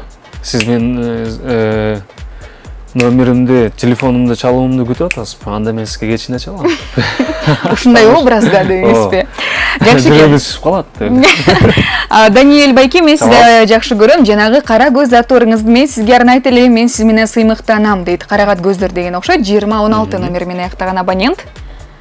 Салам Тумар, ишиңиздерге ийгиликтерди каалайм. Жана дагы мен сизге айтарым дейт. Быйылкы футбол чемпионаты кандай өттү? Сиздин көз карашыңыз менен дейт. Образды эскерте кетели, бул угарманыбыз образды кандай эле деп узаткан экен. Азыр эле кошулган окшойт. Индеецтин образында. Ооба. Азыркы эле эскерте кеттик. Ал эми суроого жооп. Эми быйыл чемпионат абдан мындай өзүнчө башкача эле күтүлбөгөн нерселер да болуп кетти. Бул жакта баягы кыйын командалар утулуп, мисалы үчүн мен Бразилиядан күткөн эмесмин мынчалык баягындай утулуп калат деп. Бирок мен билгем, башында эле Германия мындай машина да, реально мындай немецкая машина да бекерден айтылбайт, алар утат деген ишеним бар болчу. Ошондуктан мен негизи Франция менен Германияга болеть этип аткам. Башында өзү негизи Испанияда аткам. Ал жакта мисалы үчүн баягы менин Реалда ойногон футболисттер да бар да. Ошолорго болеть эттем да негизи. Бирок жыйынтыгында Германияга ошол болеть этип, ал жактан бизге Тони Кросс деген оюнчу бар. Ошол өттү Реалга жакында эле. Ошол инсан үчүн жана Хидира деген ойнойт Германия командасында. Ошондуктан ошол командага мен абдан болеть эткем. Жакшы экен. Утту. Дагы бир СМС кат келген экен. Салам радио Тумар, Саратан түндөрү сиздерге чоң рахмат дейт. Дал ушундай мүмкүнчүлүк бергендигиңиздерге дейт. Апаңыз жөнүндө айтып бериңизчи, Даниэль дейт. 7316 номери менен аяктаган абонент узаткан экен. Эми апам жөнүндө айта кетсем, апама мындай бул сөздөр да аздык кылса керек, андай сөздөр да жок болсо керек деп ойлойм. Апамды абдан жакшы көрөм. Апам негизи стоматолог, тиш доктор. Ошондуктан тиш жагынан проблема жок. Анан кандай десем, аябай меримдүү, өзүнүн насааттарын айтат, ар дайым айтат. Эң негизгиси айткан сөзү бул адам бол дейт. Кандай гана эмне учур болбосун, эң негизи ушу адамдын сапатын жоготпо дейт. Эң мыкты. Биз болсо дал ушундай суроолорго жооп алгандан соң оюнубузду улантабыз. Угарманыбыз дагы келип калган экен. Чалуу келди. Ал саламатсызбы угарман, атыңыз? Саламатсызбы. Атыңыз ким болот? Жаңыл. Жаңыл, Кош келиңиз, Жаңыл. Сиз бизди көрүп жатасызбы, же угуп жатасызбы? Көрүп жатам. Образ кандай экен Даниэлдин? Даниэлдин образы аябай жакты. Биринчиликке татыйт, менимче. Мындан кийинки көрүүчүлөр да болот, бирок биринчиге татыктуу деп ойлойм. Рахмат. Эң биринчи. Жакшы экен. Добуш бериңиз анда. Жакшы, эгерде сиз добуш берүүнү кааласаңыз, анда Борбор Азиядагы биринчи медиа портал Тумар Чекит ФМге кош келиңиз. Эми сизден мыкты даярдык, ал эми Даниэлден мыкты суроо. Оюн башталды. Бул суроо оңой эле. Мен негизи оңой эле суроо берем. Анан оңой суроо берсем, же кыйын суроо берейинби? Балким кыйын суроо берсем, баттап аласыңар. Жок, оңой эле суроо берейин. Келиңиз. Эң кыйын күч адам денесинде кайсыл? Убакыт кетти, Жаңыл. Адам денесинде кайсыл? Эң кыйын күч адам денесинде. адамдын денесинде да. Адам денесинде кайсыл? Даниэлде нерсе көп. Жок, бул нерсе бүт барыбызда бар. Акыл. Ойлонуңуз. Ойлонуңуз, убакыт бар. Оңой эле. Оңой эле. Булсуңдар. Дагы. Бул оңой эле болуп калат болчу, Кичине эме багып бересизби? Жакындап атасыз. Дагы. Варианттар айтсаңыз, жакындап атасыз. Ой күчтүү. Ой дейт. Биз бир багыт бере кетели. Ал багыт мындай болсун. Могу ушул жакта да. Көрүп атасыз да. Туурабы? Ушул жерде. Токтурдун канаттары да коесуз. 10 секунд убактыбыз бар. Ме дейт. Жок, мен биякты кармасам ме дебеңиз. Ушул жакта. Акыркы жообуңузду угалы, убакыт тилекке каршы аяктап калган экен. Акыркы жооп. Аябай күчтүү да. Сөз дейт. Жок, тилекке каршы ушуга жакыныраак болчу. Бирок тилекке каршы убакыттын бүтүшү менен сиз менен да коштошобуз. Кийинки угарманыбызды кабыл алуу же жоопту айтып коелу. Жоопту айтыңыз анда. Тил болчу. Тил менен сөздү айтат. Бир аз эле жакындап калган экен. Даниэль, сизге бул колчалар. Сизге бул колчалар анткени бир добушту дагы сизге ыйгардык. Ошондо эсеп 5-1. 5-1. Сиздин методикаңыз абдан жакшы экен. Анткени утулам оңой суроо берем деп коюп эле кайрадан добуштарды оңой суроо берсек, кыйын суроо берет атпайбы? Жакшы экен. Эң кызыктуу эфир уланып жаткан учур, ардактуу достор. Эгерде сиз Даниэлдин эң оңой суроолоруна жооп берүүнү кааласаңыз, анда кош келиңиз. Алло, саламатсызбы? Алло. Саламатсызбы? Атыңыз? Саламатсызбы? Атыңыз? Атым Өмүркан. Өмүркан, кош келиңиз. Келиңиз. Коногубуз менен Саламатсызбы, Өмүркан? Саламатсызбы? Суроо сизден болсун. Кайталап койсоңуз. Жок, биз башка суроо беребиз. Башка суроо беребиз. Сиз канчадасыз? 14. 14 болсо, анда сизге аябай эле оңой суроо, Келиңиз, оңой эле суроодон баштайлычы. Эң кыска ай. Эң кыска ай. Убакыт кетти. Угарманыбыз. Аябай эле жакшы. 12 ай бар бизде. 12 айдын кайсысы кыска? Август. Сиз антты алыстабыз. Август эң бир узун болсо керек, анткени ысык мал, саратан түндөрү. Бизде күндөр узакка созулуп жатат. 30 секунд убактыбыз бар. Муну мектепте дагы өткөнбүз, айткан бул нерсени. Сиз кайсыл айда төрөлгөнсүз? Август. Ошон үчүн август деген турбайбыз. Кайчанчы август? Февраль дейт. Жок. Бул жака логикалык жактан ойлонуш керек. Февраль деп бирок көп эле февраль деп айтат. Бул суроону. Мүмкүн февраль. бирок февраль эмес. Бирок февраль эмес. Тилекке Балки каршы февраль дедим, көрмөйм. Тилекке каршы убакыт аяктады, ардактуу угарман. Тилекке каршы сиз менен коштошот экенбиз. Эми биз мүмкүнчүлүктү СМС кат аркылуу дагы бизге жөнөткөн угармандарыбызга беребиз. Анткени көбүнчө көрөрмандарыбыз дагы айтып жатышса керек. Мен бул суроого жоопту билчүмүн да деп. Алгач биз сизге дагы бир упайды кошобуз. Анткени 6-1 эсебинде дагы бир упай алдыңыз өзүңүзгө. Ал эмес, биз азыркы учурда жоопту айтпай турабыз. Анткени бизге СМС кат аркылуу дагы келген угармандарыбыз дагы болсо керек деп ойлойм. Анткени биз аларга беребиз да белектерибизди дагы. Тумар Чектеф медиа порталынан да ушундай мыкты белек күтүп алат. Эгерде сиз эң алгачкылардан болуп туура жоопту узатсаңыз, анда сөзсүз түрдө кружка береке беребиз, футболка береке беребиз жана сумка. 6100 кыска сандарын узатыңыздар. Эң кыска ай кайсыл? Менимче бардык угармандар, бардык көрөрмандар билсе керек. Жана Даниэлге кызыккан суроолоруңуз дагы бар болсо, анда узатсаңыз болот. Өзгөчө суроого Даниэлден белек. Өзгөчө белектер бар. А бизде болсо кызыктуураак болсун негизи. Кызыктуураак болсун, мүмкүн образына, мүмкүн чыгармачылыгына, Ооба. А бизде келген угарманыбыз дагы бар экен, таанышып төргө өткөрөлү. Алло, саламатсызбы? Алло, саламатсызбы? Алло. Алло, бул түз эфирдебиз, Саламатсызбы? Алло. Угарманыбыз качты. Бизди угат окшойт, Фарида. Фарида деген угарманыбыз бар экен. Бизди акырында тыңшаттыңызбы? Саламатсызбы? Саламатсыздарбы? Атыңыз Фарида, Ооба. Фарида, кош келиңиз. Даниэлге сурооңуз бар. Саламатсызбы, бирге болсун. Жакшы экен. Даниэль, сизге Фарида, даярсызбы? Ооба, даярмын. Жакшы угатасызбы мени? Ооба. Кайсы кулагыңызбы? Оң кулакпы же сол кулагыңыз менен? Ооба, сол кулак.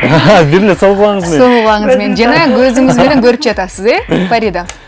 Анда суроо төмөн ушундай, мындай. Эмнени атасы баласына бере алат, а бирок апасы бере албайт? Эмнени атасы баласына бере алат, бирок апасы бере албайт? Убакыт кетти, Фарида. Атасы баласына ал нерсени бере алат, баласына болобу, кызына болобу, Ал эми апасы бул нерсени өзүнүн балдарына бере албайт. Ал эмне? Багыт берегет эле. Ооба, бул деле оңой да. Бул нерсе апасында бирок бар, Апасындабы? Ооба, бул бүт эле адамдарда бар. Бүт эле адамдарда бар. Бирок атасы берет. Жок, апасы тарбияда берет да. Апасы да берет. Апаңыз бербейт тарбия. Бар атаңдан сурап алды. Жок, негизи эле бул кандай десек, бул жок. Мен туура эле жоопту айтып салат экенмин анда. Сиз айтып саласыз. Бирок айтсаңыз болот. Ооба. Сизде бар бул нерсе. Жардам берген бул негизи бул сизде да бар. Сизде да бар экен. Ооба. Атаңыз берген. Секундомердин эң акыркы кагуулары болду жана токтоду. Бир гана аталар бере алат. Аталар бере алат экен. Фарида, тилекке каршы биз коштошот экенбиз. Сизге болсо дагы болкол чабар дактуда. Кандай үндөдү чыгарабыз да ушундай маалда, Даниэль? Дейин атам мен бирок оңой эле суроолор берип. Оңой эле суроо болду. Сизге дагы бир упайды беребиз 7-1 эсебинде. Караңызчы. Уятым жок экен, Уятыңыз жок. Ал эми биз болсо да ушул утулайын деп атам. Эң кызыктуу суроо экен, болгондо дагы эч бир жерде берилбеген суроолор менче. Дал ушул суроого эгерде сиз жоопту билген болсоңуз, анда СМС кат аркылуу жөнөтсөңүз болот. 6100 кыска сандарына Тумар сөзүнөн баштап жана албетте биз суроону дагы да болсо кайталоого даярбыз. Ал нерсени баласы ала алат атасынан гана, Атасы, бир гана атасы берет. Апасы бере албайт. Апасы бере албайт. Биз болсо дал ушул суроого жоопту күткүчөктү дагы бир угарманыбызды кабыл алып көрөлү. Алло, саламатсызбы? Алло, саламатсыздарбы? Саламатчылык. Бишкек шаарынан Чолпонбек. Ассаламу алейкум, Чолпонбек. Алейкум салам. Жакшысыңарбы? Саламатсыздарбы? Көптөн бери мырзалар чыга эле келе. Келиңиз, оюнга даярбыз, даярбыз деп атабыз. Суроо. Сизге кандай суроо берсем? Оңойраак суроолордон Баарын эле оңой суроо берип атам бирок. Макул. Бул деле оңой эле. Эмне үчүн Гренландияны ачкан саякатчы аралды жашыл жер деп атаган? Гренландияны билесиңер да, аралды. Ошону ачкан адам эмнеге жашыл жер деп атаган? Убакыт кетти, ардактуу угарман. Кайсыл жоопту сиз бизге айтасыз? Гренландияны ачкан саякатчы эмне үчүн аны Гренландияны жашыл жер деп атаган. Ал жакты баягы моктор каптап турган болчу керек сондан. Эмнелер? Аралды моктор каптап турган болуш керек, ошондон болсо керек. Дагы ойлонуңуз. Ойлонуңуз дагы. эң эле бир Бул дагы оңой негизи. келиңиз анда багып Анда муз каптап турат ошон үчүн анда. Муз? Жок. Гренландия деп эмнеге аталган? Грен деген жашыл. Ооба, жашыл. Ланд деген бул жер. Жер, Азаматсыз. Жашыл жер. Азаматсыз. Ардактуу биздин Бул жоо эле ушинтип эле турат өзү эле. Ушундай экен. Ал эми сизде дагы бир мүмкүнчүлүк түзүлдү. Эми сиз Даниэлге суроону узатыңыз. Бирок эч кайда алыстабыз. Даниэл сага чыгарма тийгиликтерди каалайм. Рахмат чоң. Анан могул үстүңдө сайып турбайбы тиги. Ошолордун саны канча азыр санап берчи. Айтпай туруп. Сиз билсеңиз керек, Канча штук сайылган тияка? Мен негизи билбейм, чынын айтсам, мына. Бирок азыр мен айтып көрөйүн. Барын эсептегенде ошондо, азыр. Сиз бирок эсептедиңиз. Жок, эми сен Жок, бул суроого кирдиби? Биз текшере албайбыз да, ардактуу угарман. 16тан көп болуп калды го. Мен азыр маңдайымдан санап турам, кете бир 25тейди санадым өзүм. Жакындатып туруп. Иши андан да көп экен дагы. Андан да көп. Мен макул. Кандай аны дагы бир суроо берейинчи анда? Береңиз. Август айынын кыргызча аталышы кайсы? Август айынын кыргызчасы. Сизге ошондо бир убакытка 2 суроо болду. Август. Ушундайдан сизди бир жыгайын дешкен окшойт го угармандарыбыз. Август айы. Береңиз айы деген бар. Бугу айы деген бар. Аягы она, бугу, бирдин айы. Ошондо? Март деп коесуз. Ошондо август деп коем. Билебизби, чын эле айталычы, Даниэль? Мен негизи утулгум келип атат да. Утулгуңуз келип жатат, Анда сизге белек бергим келип атат, байкеси. Туура жоон айтайын анда, Туура жоон айтыңыз. Башоона, мына. Азаматсыз. Чоң рахмат. Эми биз сизге кол чабуу менен биргеликте биз чечүүчү суроону да узатабыз. Мен да суроо берем да. Ооба. Чечүүчү суроо болот бул. Чечүүчү суроо болсо, эң оңоюнан бериңиз анда. Жеңилип ушул байкеге мына белек бергим келет. Өзүңүз эле. Анда байкеси угарман трубканы койбой туруңуз. Сизге чоң рахмат. Кызыктуу, мындай аябай жакшы суроо берди. Башыңда канча эмне бар деп, бирок мен өзүм дагы мындай күткөн эмесмин бул. Ошон үчүн бергим келет. Ошол үчүн, эки суроо берген үчүн. Уруксат анда. Сиздин каалооңуз биз үчүн албетте. Биз болсо ардактуу биздин угарманга бир упайы үчүн дагы Тумар ЧКТФ медиа порталына дагы медиа порталынан сумка, белеки, футболка жана кружка беребиз. Ал эми биз ошондой эсептейли. 7-2 болду. Азыркы тапта угармандарыбыз жакындап келе жатат. Жакындагыла. Биз болсо мыкты суроолорду күтөбүз. Эгерде Даниэлге болгон кызыккан суроолоруңуз бар болсо, анда узатыңыздар. Өзгөчө белек дагы Даниэль камдаган 6100 кыска сандары кызматтагы. Эми азыр Мирбек Атабеков ырдасын Тумар радиосунда жана Пирамида телеканалындагы Тумар түнкү каналында.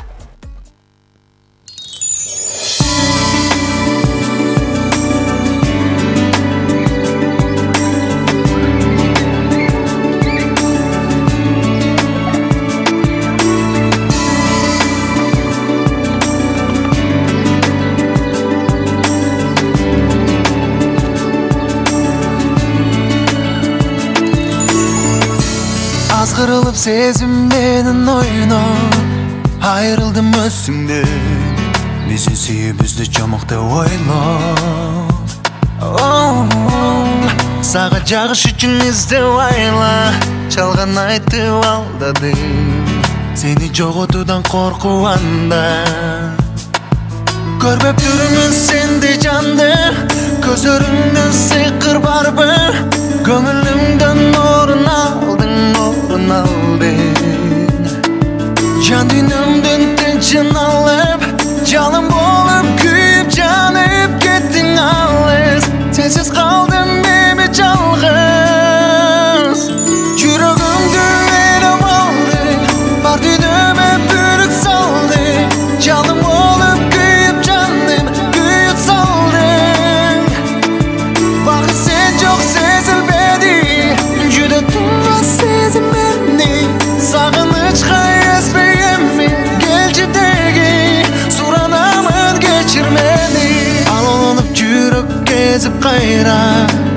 барда эмесимди ал күндөрү мени солубастайра эми сезимдерим эстеп айла жалгыздыкка кезигим сени сүйөм деген сөзүм кайда көрбөп жүрмүн сендей жанды көзөрүңдөн сыйкыр барбы көңүлүмдөн орун алдың жан дүйнөмдүн тынчын алып жалын болуп күйүп жанып кеттиң алыс эми сенсиз калдым жалгыз жүрөгүмдү ээреп алды бар дүйнөмө бүрүк салды жалын болуп күйүп жаным күйүп салдың бакыт сен жок сезилбеди жүдөттүң о сезим мени сагынычка эспейемми келчи деги суранамын кечир мени суранамын кечир суранамын кубанычым болуп кучагыма толуп кайрылсаңчы тарсанага алдырбай аясаңчы мени жалгыз калтырбай суранамын кечир мени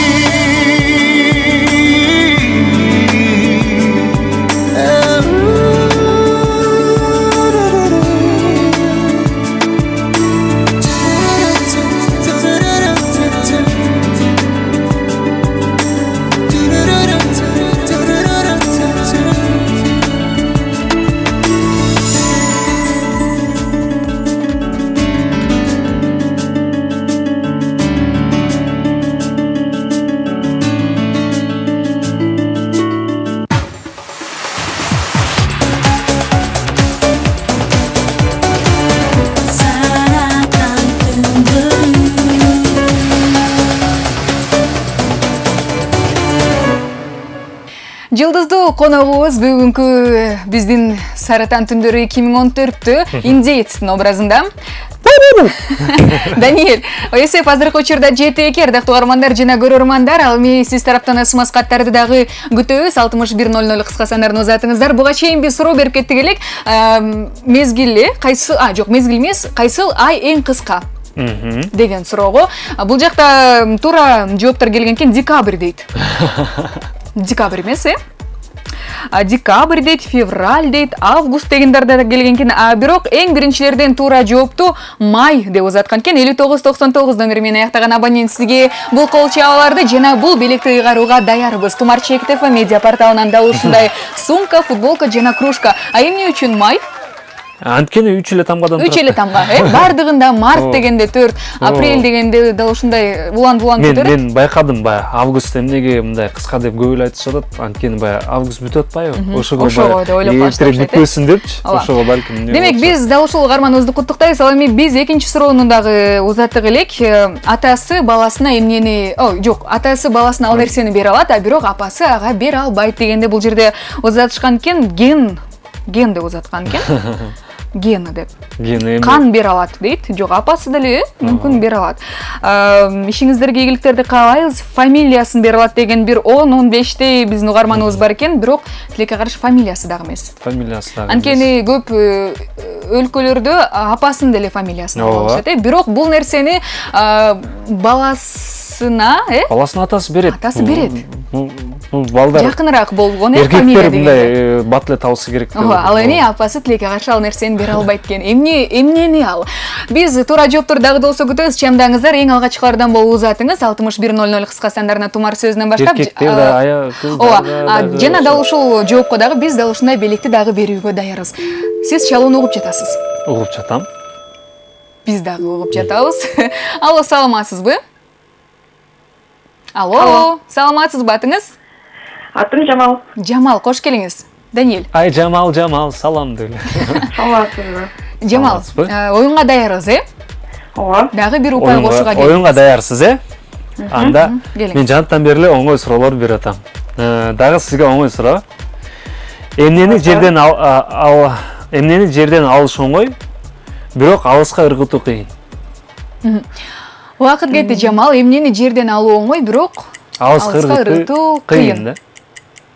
Орду. Иә. Ор нерсени. Оор нерсени. Ал соңой да, ал кылды. Кандай кылды? Сууду.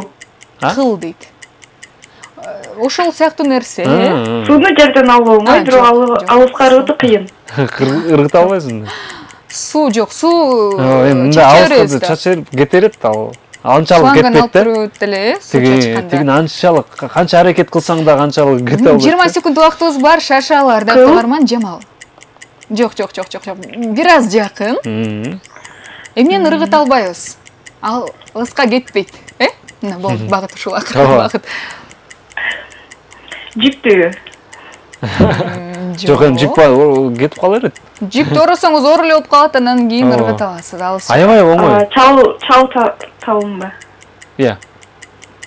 Чалды дейт. Жок, чаш. Тилекке каршы убакыт аяктады. Ардактуу Жамал, сиз менен коштошобуз. Аябай бир өзгөчө суроолор экен. Эң эле оңой, бирок баягындай адамды ойлонтуруп, ойго салат экен, көп ойго салып коет экен. А биз болсо туура жоопту айтпай эле сизге бир добушту дагы узатабыз. Даниэль 8-2 эсебинде дагы да болсо алдыга озунуп жаткан учурубуз. Кол чабуулар сизге. Даниэль, дагы бир упайыңыз. Деренде. А биз болсо дал ушул жооптун туура жообун дагы күтөбүз. Дал ушул суроонун жообун сиз узатыңыз. 6100 кыска сандарына эң эле оңой дагы бир жолу. СМС кат аркылуу дагы. Анткени белектер ыйгарылат да. Мына ушунун сизге жакшы. Биз суроону кайталап коелу да. Эмнени жерден алыш оңой, бирок алыска ыргытуу кыйын. Эң алгачкылардан болуп узатыңыз дагы Жана Тумарчек ТФ медиа порталынан дал ушундай жагымдуу белекке ээ болуп, жана жакшылыкка гана колдонуңуз. А бизде болсо келген угарманыбыз дагы бар экен, оюнга дагы катышабыз. Бул суроону СМС-ка бердик, а биз чалууга башка суроолорду да даярдайбыз. Алло, саламатсызбы? Угарманыбыз бар экен. Саламатчылык, атыңыз? Аймира, саламатсызбы, Аймира? Саламатсыз. Аймира, келиңиз, оюнга даяр болсок бир аз үнүбүздү өктөмүрөөк чыгарабыз. Баштадык. Даярсыз да? Ооба, даярбыз. Анда суроо мындай. 2 жолу төрөлүп, 1 жолу өлөт. Бул эмне? Бул. Убакыт кетти, Аймира, 2 жолу төрөлүп, 1 жолу өлөт. Менчи мен бул жоопту да билет болушу. Билесиз? Багыз эле билесиз? Эмне 2 жолу төрөлөт, бирок 1 жолу өлөт? Ошо багыт. Ошону ойлонуңуз да сиз. Адам 1 жолу төрөлүп, 1 жолу өлөт. Ошондуктан ким 2 жолу төрөлөт? Кандай багыттар бар? Ал үйдө бар, Коrodо жүрөт. Болду. Десем, жакындадым, Ооба. 20 секунд убактыбыз бар. Аймира, коrodо жүрөт дейт. Коrodо, мындай өзүнчө сүйлөп коюп жүрө берет. Индеецтерге карап, Болду. Аябай эле жакшы багыт берилди. 10 секунд. Жок. Ырдабайт да, ырдагандан дагы үйдө басып жүрбөйт да коrodо. Коrodо басып алып, кепканы кийип алып жүрөр. Жок, тилекке каршы биз сизден жооп күтө алган жокпуз. Кийинки угарманыбыз мүмкүн билет, кийинки чалуундагы алып көрөлү. Коrodо жүрөт. Коrodо жүрөт өзүнчө. Ооба. Болду эми. Алло, саламатсызбы? Алло. Саламатсызбы, атыңыз? Саламатсызбы? Атыңыз? Саламатсызбы? Алло. Угуп жатабыз. Атыңыз ким болот? Алло, саламатсызбы? Салам, атыңыз? Алло. Угуп жатабыз. Дагы бир жолу салам айтабыз сизге. Алло, саламатсызбы? Саламатсызбы? Сиз учурашасызбы? Бизди көрүп жатасызбы, угуп жатасызбы? Көрүп жатабыз. Көрүп жатабыз. Кайсыл жактан байланышка чыктык? Бишкектен, Келиңиз, анда биз оюнду баштайлы. Даниэль, суроо узатыңыз. Азыркы суроону, Жок, башка суроо бересиз. Жаңы суроо. Жок, азыркы эле суроо. Азыркы суроону бересизби? 2 жолу төрөлүп, 1 жолу өлөт. Бул эмне? Бул тоок. Убакыт кетти. Кандай тоок? Тоокпу? Жок. Тоокпу? Тоок менен басып сүйлөйбү. Жок, 2 жолу төрөлүп, 1 жолу өлөт депти. Жумуртка анан жооп анан өлөт да. Ошондо ким болот? Коrodо басып жүрөт деп. Ошондо ким болот? Ошондо ким? Жумуртка. Коrodо басып жүрөт да. Коrodо басып жүрөт. Дагы ошонун варианттарын айтып. Негизи айттыңыз, бирок азыр туура эле жоопту айттым, бирок так жообу? Так жообу анда жожодо. Азамат. Жожо эми жожо баары чоңуну тоок болот, а бирок сиздин жоңуз жожо болчу, э? Кол чабуулар сизге ардактуу угарман. Беренчесинен кийин жумурткадан. Ооба, биз таанышкан жокпуз, угарманыбыз менен. Саламдашып отуруп, Келиңиз угарманыбыз, эми биз Даниэлге суроо беребиз. Мен мындай суроо берейин дегем. Мисалы үчүн көчөдө баарыбыз эле кетип баратсак, биздин автобусту айтып чыгырса, биз эмне үчүн автобусту карайбыз? Анткени чыкырат атты. Жок. Убакыт кетти, Даниэль. Бул логикалыкпы? Логикалык да болуп кетет да. Бизди чыкырса, артына карайбыз, эмнеге артка карайбыз, э? Жок, биз баарыбыз эле бурулуп алып карайбыз да, эмнеге? Эмнеге бурулат экенбиз? Мен бурулбай эле кетерим, тигиле. Жок, бурулуп карайсыңар. Атыңызды билсек болобу, ардактуу угарман? Иә. Атыңызды билсек болобу? Айзат. Айзаттын суроосу да ушундай болду, Даниэль. Неге бурулуп карайсыз? Сиз көчөдө бара жатасыз. Бурулуп, дагы бир жолу суроону кайталап коесузбу, Айзат? Биз баарыбыз эле мисалы үчүн көчөдө кетип баратсак, автобусту айтып ышкырып кыйкырса же болбосо ай деп кыйкырса деле баарыбыз сөзсүз автобусту бурулуп карайбыз. Эмнеге? Анткени бурулабыз да. Жок. Эми чыкырган адам чыкыратса карайбыз деген анда туура эмес дедиңиз, э? Жок, ооба, мунун жообу бар, так жообу бар. Келиңиз, Так жообу барбы? Дагы багыт бериңиз да мага да кичине. Жок, багыт ушундай да, мындай айтылып эле турат да, түз кетип бараткан адамды кыйкырып ышкырып чыгарганда ал сөзсүз бурулуп карайт. Эмнеге? Анткени? Анткени ал өзүнчө звезда деп коет. Келиңиз, аракет жасайлы, убакыт бир аз калды.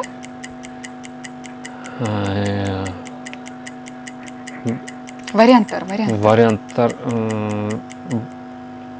Секундомер токтоду, Даниэль. Мен бүткүм келет, жоопту айтыңызчы. Жоопту айтыңыз, Айзат. Мунун жообу анткени адам бурулуп караган себеби анткени биздин желкебизде көзүбүз жок, ошон үчүн бурулуп караганга туура келет. Мына ушундай жооп, желкебизде көзүбүз жок, анткени бурулуп, ошон үчүн бурулабыз. Бурулуп карайбыз деп айткан. Суроо бир аз туура эмес болуп калды, э? Желкебизде көзүбүз жок болгон үчүн бурулуп карайбыз. Ошон үчүн бурулабыз. Биз артыбызды карап кете алабыз да. Айзат, сизге кол чабуулар жана бир упайыңыз үчүн, анда сизге бул белекти дагы берүүгө даярбыз. Ичинде кружка, футболка бар. Тумар ЧКТФ медиа порталынан азыркы тапта эсеп дагы бирөөнү көбөйдү. Ошондо 7-3 эсебинде. Бир аз дагы теңелип жатабыз, э?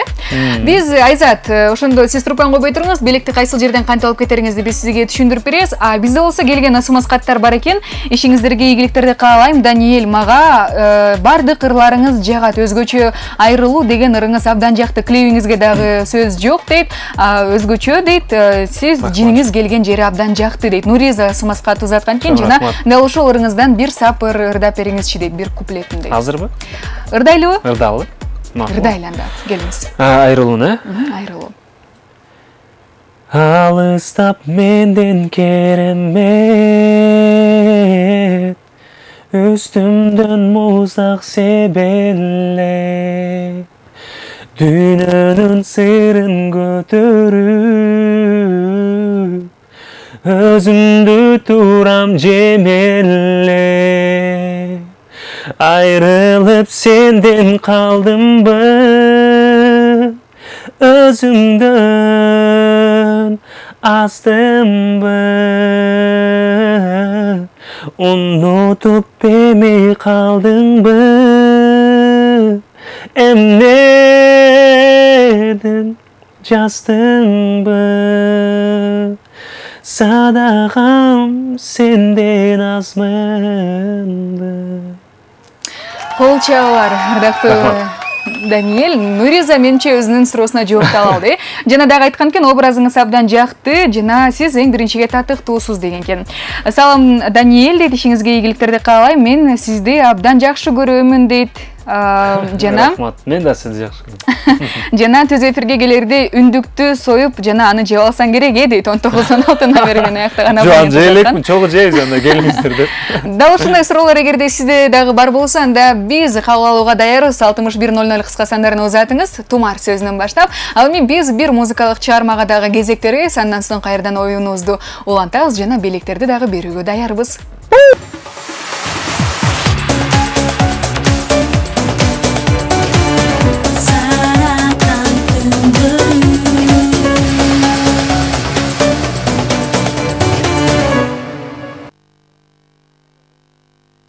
Алтын телеканалында мыкты оюн уланып жаткан учуру, Даниэль? Сон болду. Биз ошондо азыркы учурда туура жоопту дагы болсо күтүп жаткан убагыбыз. Эң кызыктуу суроолор келген экен. Жалбыракты ыргытса болбойт дейт. Жалбыракты? Жалбырак деле окшошуп кетет бул нерсе. Биз болсо дагы бир жоопту алдык. Целлофан баштыкты дейт. Андай эмес, ал топуракты дейт.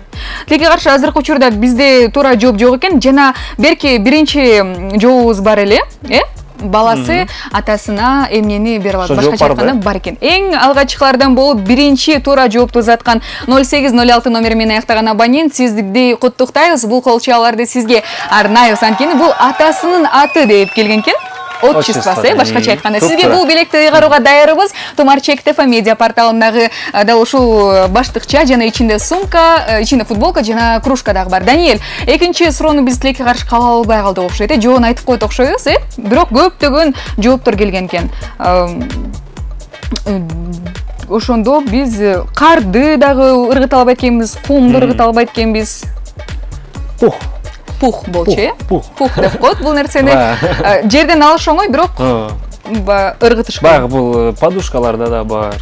Пахта деп койсок болот. Мисалы мына башыңызда турган нерседен бир аз алып койсо дагы окшош калат, ыргытылбайт. Биз болсо, ардактуу каармандар, биз оюнду дагы жыйынтыктайт экенбиз. Азыркы учурда тилекке каршы убакыт дагы аз эле калган экен. Минута убакыт калган экен. Эң эле бат эле өтүп кетти. Бат өтүп дагы улантпайлы.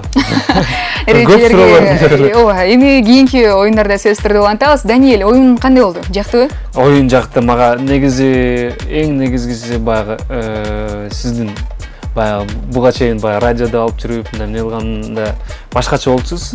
Анан кийин азыр бул теледе мындай өзгөчөлүктөр болуп мындай өзүнчө башкача болуп. Өзгөчөлүктөр байкалып баштады. Абдан сонун алып баратасыңар, көрөбүз. Ошондуктан сиздер ушул Тумар радиосунун жүзөөлөрү азаматсыңар. Жана сиздердин баш болгон Алексейге дагы ыраазычылыкты билдириш керек.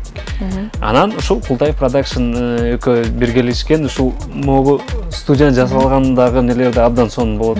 Абдан сонун экен. Ал эми сизге чоң рахмат айтабыз, Даниэль, келип мыкты оюн көрсөткөнүңүз үчүн. Биз ошондо өзгөчө сиздин белегиңизди ким көрөбүз? Кайсыл суроо жакты сизге? Ырдап берсин деген ошол. Ырдап берсин деп, клипти дагы аябай жакшы көрөт экен. Чыныгы күйөрмандарыңызга. Нуриза туугарманыбыз эле сизге бул колчаларды арнайбыз. Нуриза, Даниэль өзү сиз менен байланышат жана белекти ыйгарат. Анан ошол кыргыз элим ар дайым бар болсун, эч убакта оорубасын. Ар бир инсандын жүрөгүнө ыйман, инсап берсин. Алла таалам ар бир өйдө кырсыктардан сактасын бизди. Ошол Кыргызстаныбыз өнүгө берсин, өсө берсин, асман ачык болсун ар дайым. Ал эми рахмат айтабыз. Ал эми биз бул белекти сизге ыйгарабыз. Ичинде кружка бар, жакшылыкка колдонуңуз. Гастролдорго да керек болот, ардактуу Даниэль. Гүлгө алса болот. Ооба, гүлгө эс алып алыңыз, каалаган жагыңызга алсаңыз болот. Эсеп азыркы учурда ошондо жыйынтыкталды, токтоду, 7-3 эсебинде сиз жеңишке жеттиңиз жана образыңыздагы баардык угармандарга жакса керек.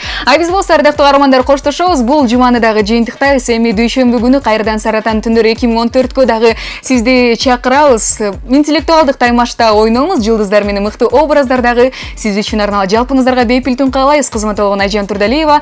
Эртең дагы сөз түрдө эртеңки салууңуздар дагы эң ийгиликтүү болсун. Саратан түндөрү 2014 үчүн Култаев продакшн студиясына дагы чоң ыраазычылык билдиребиз.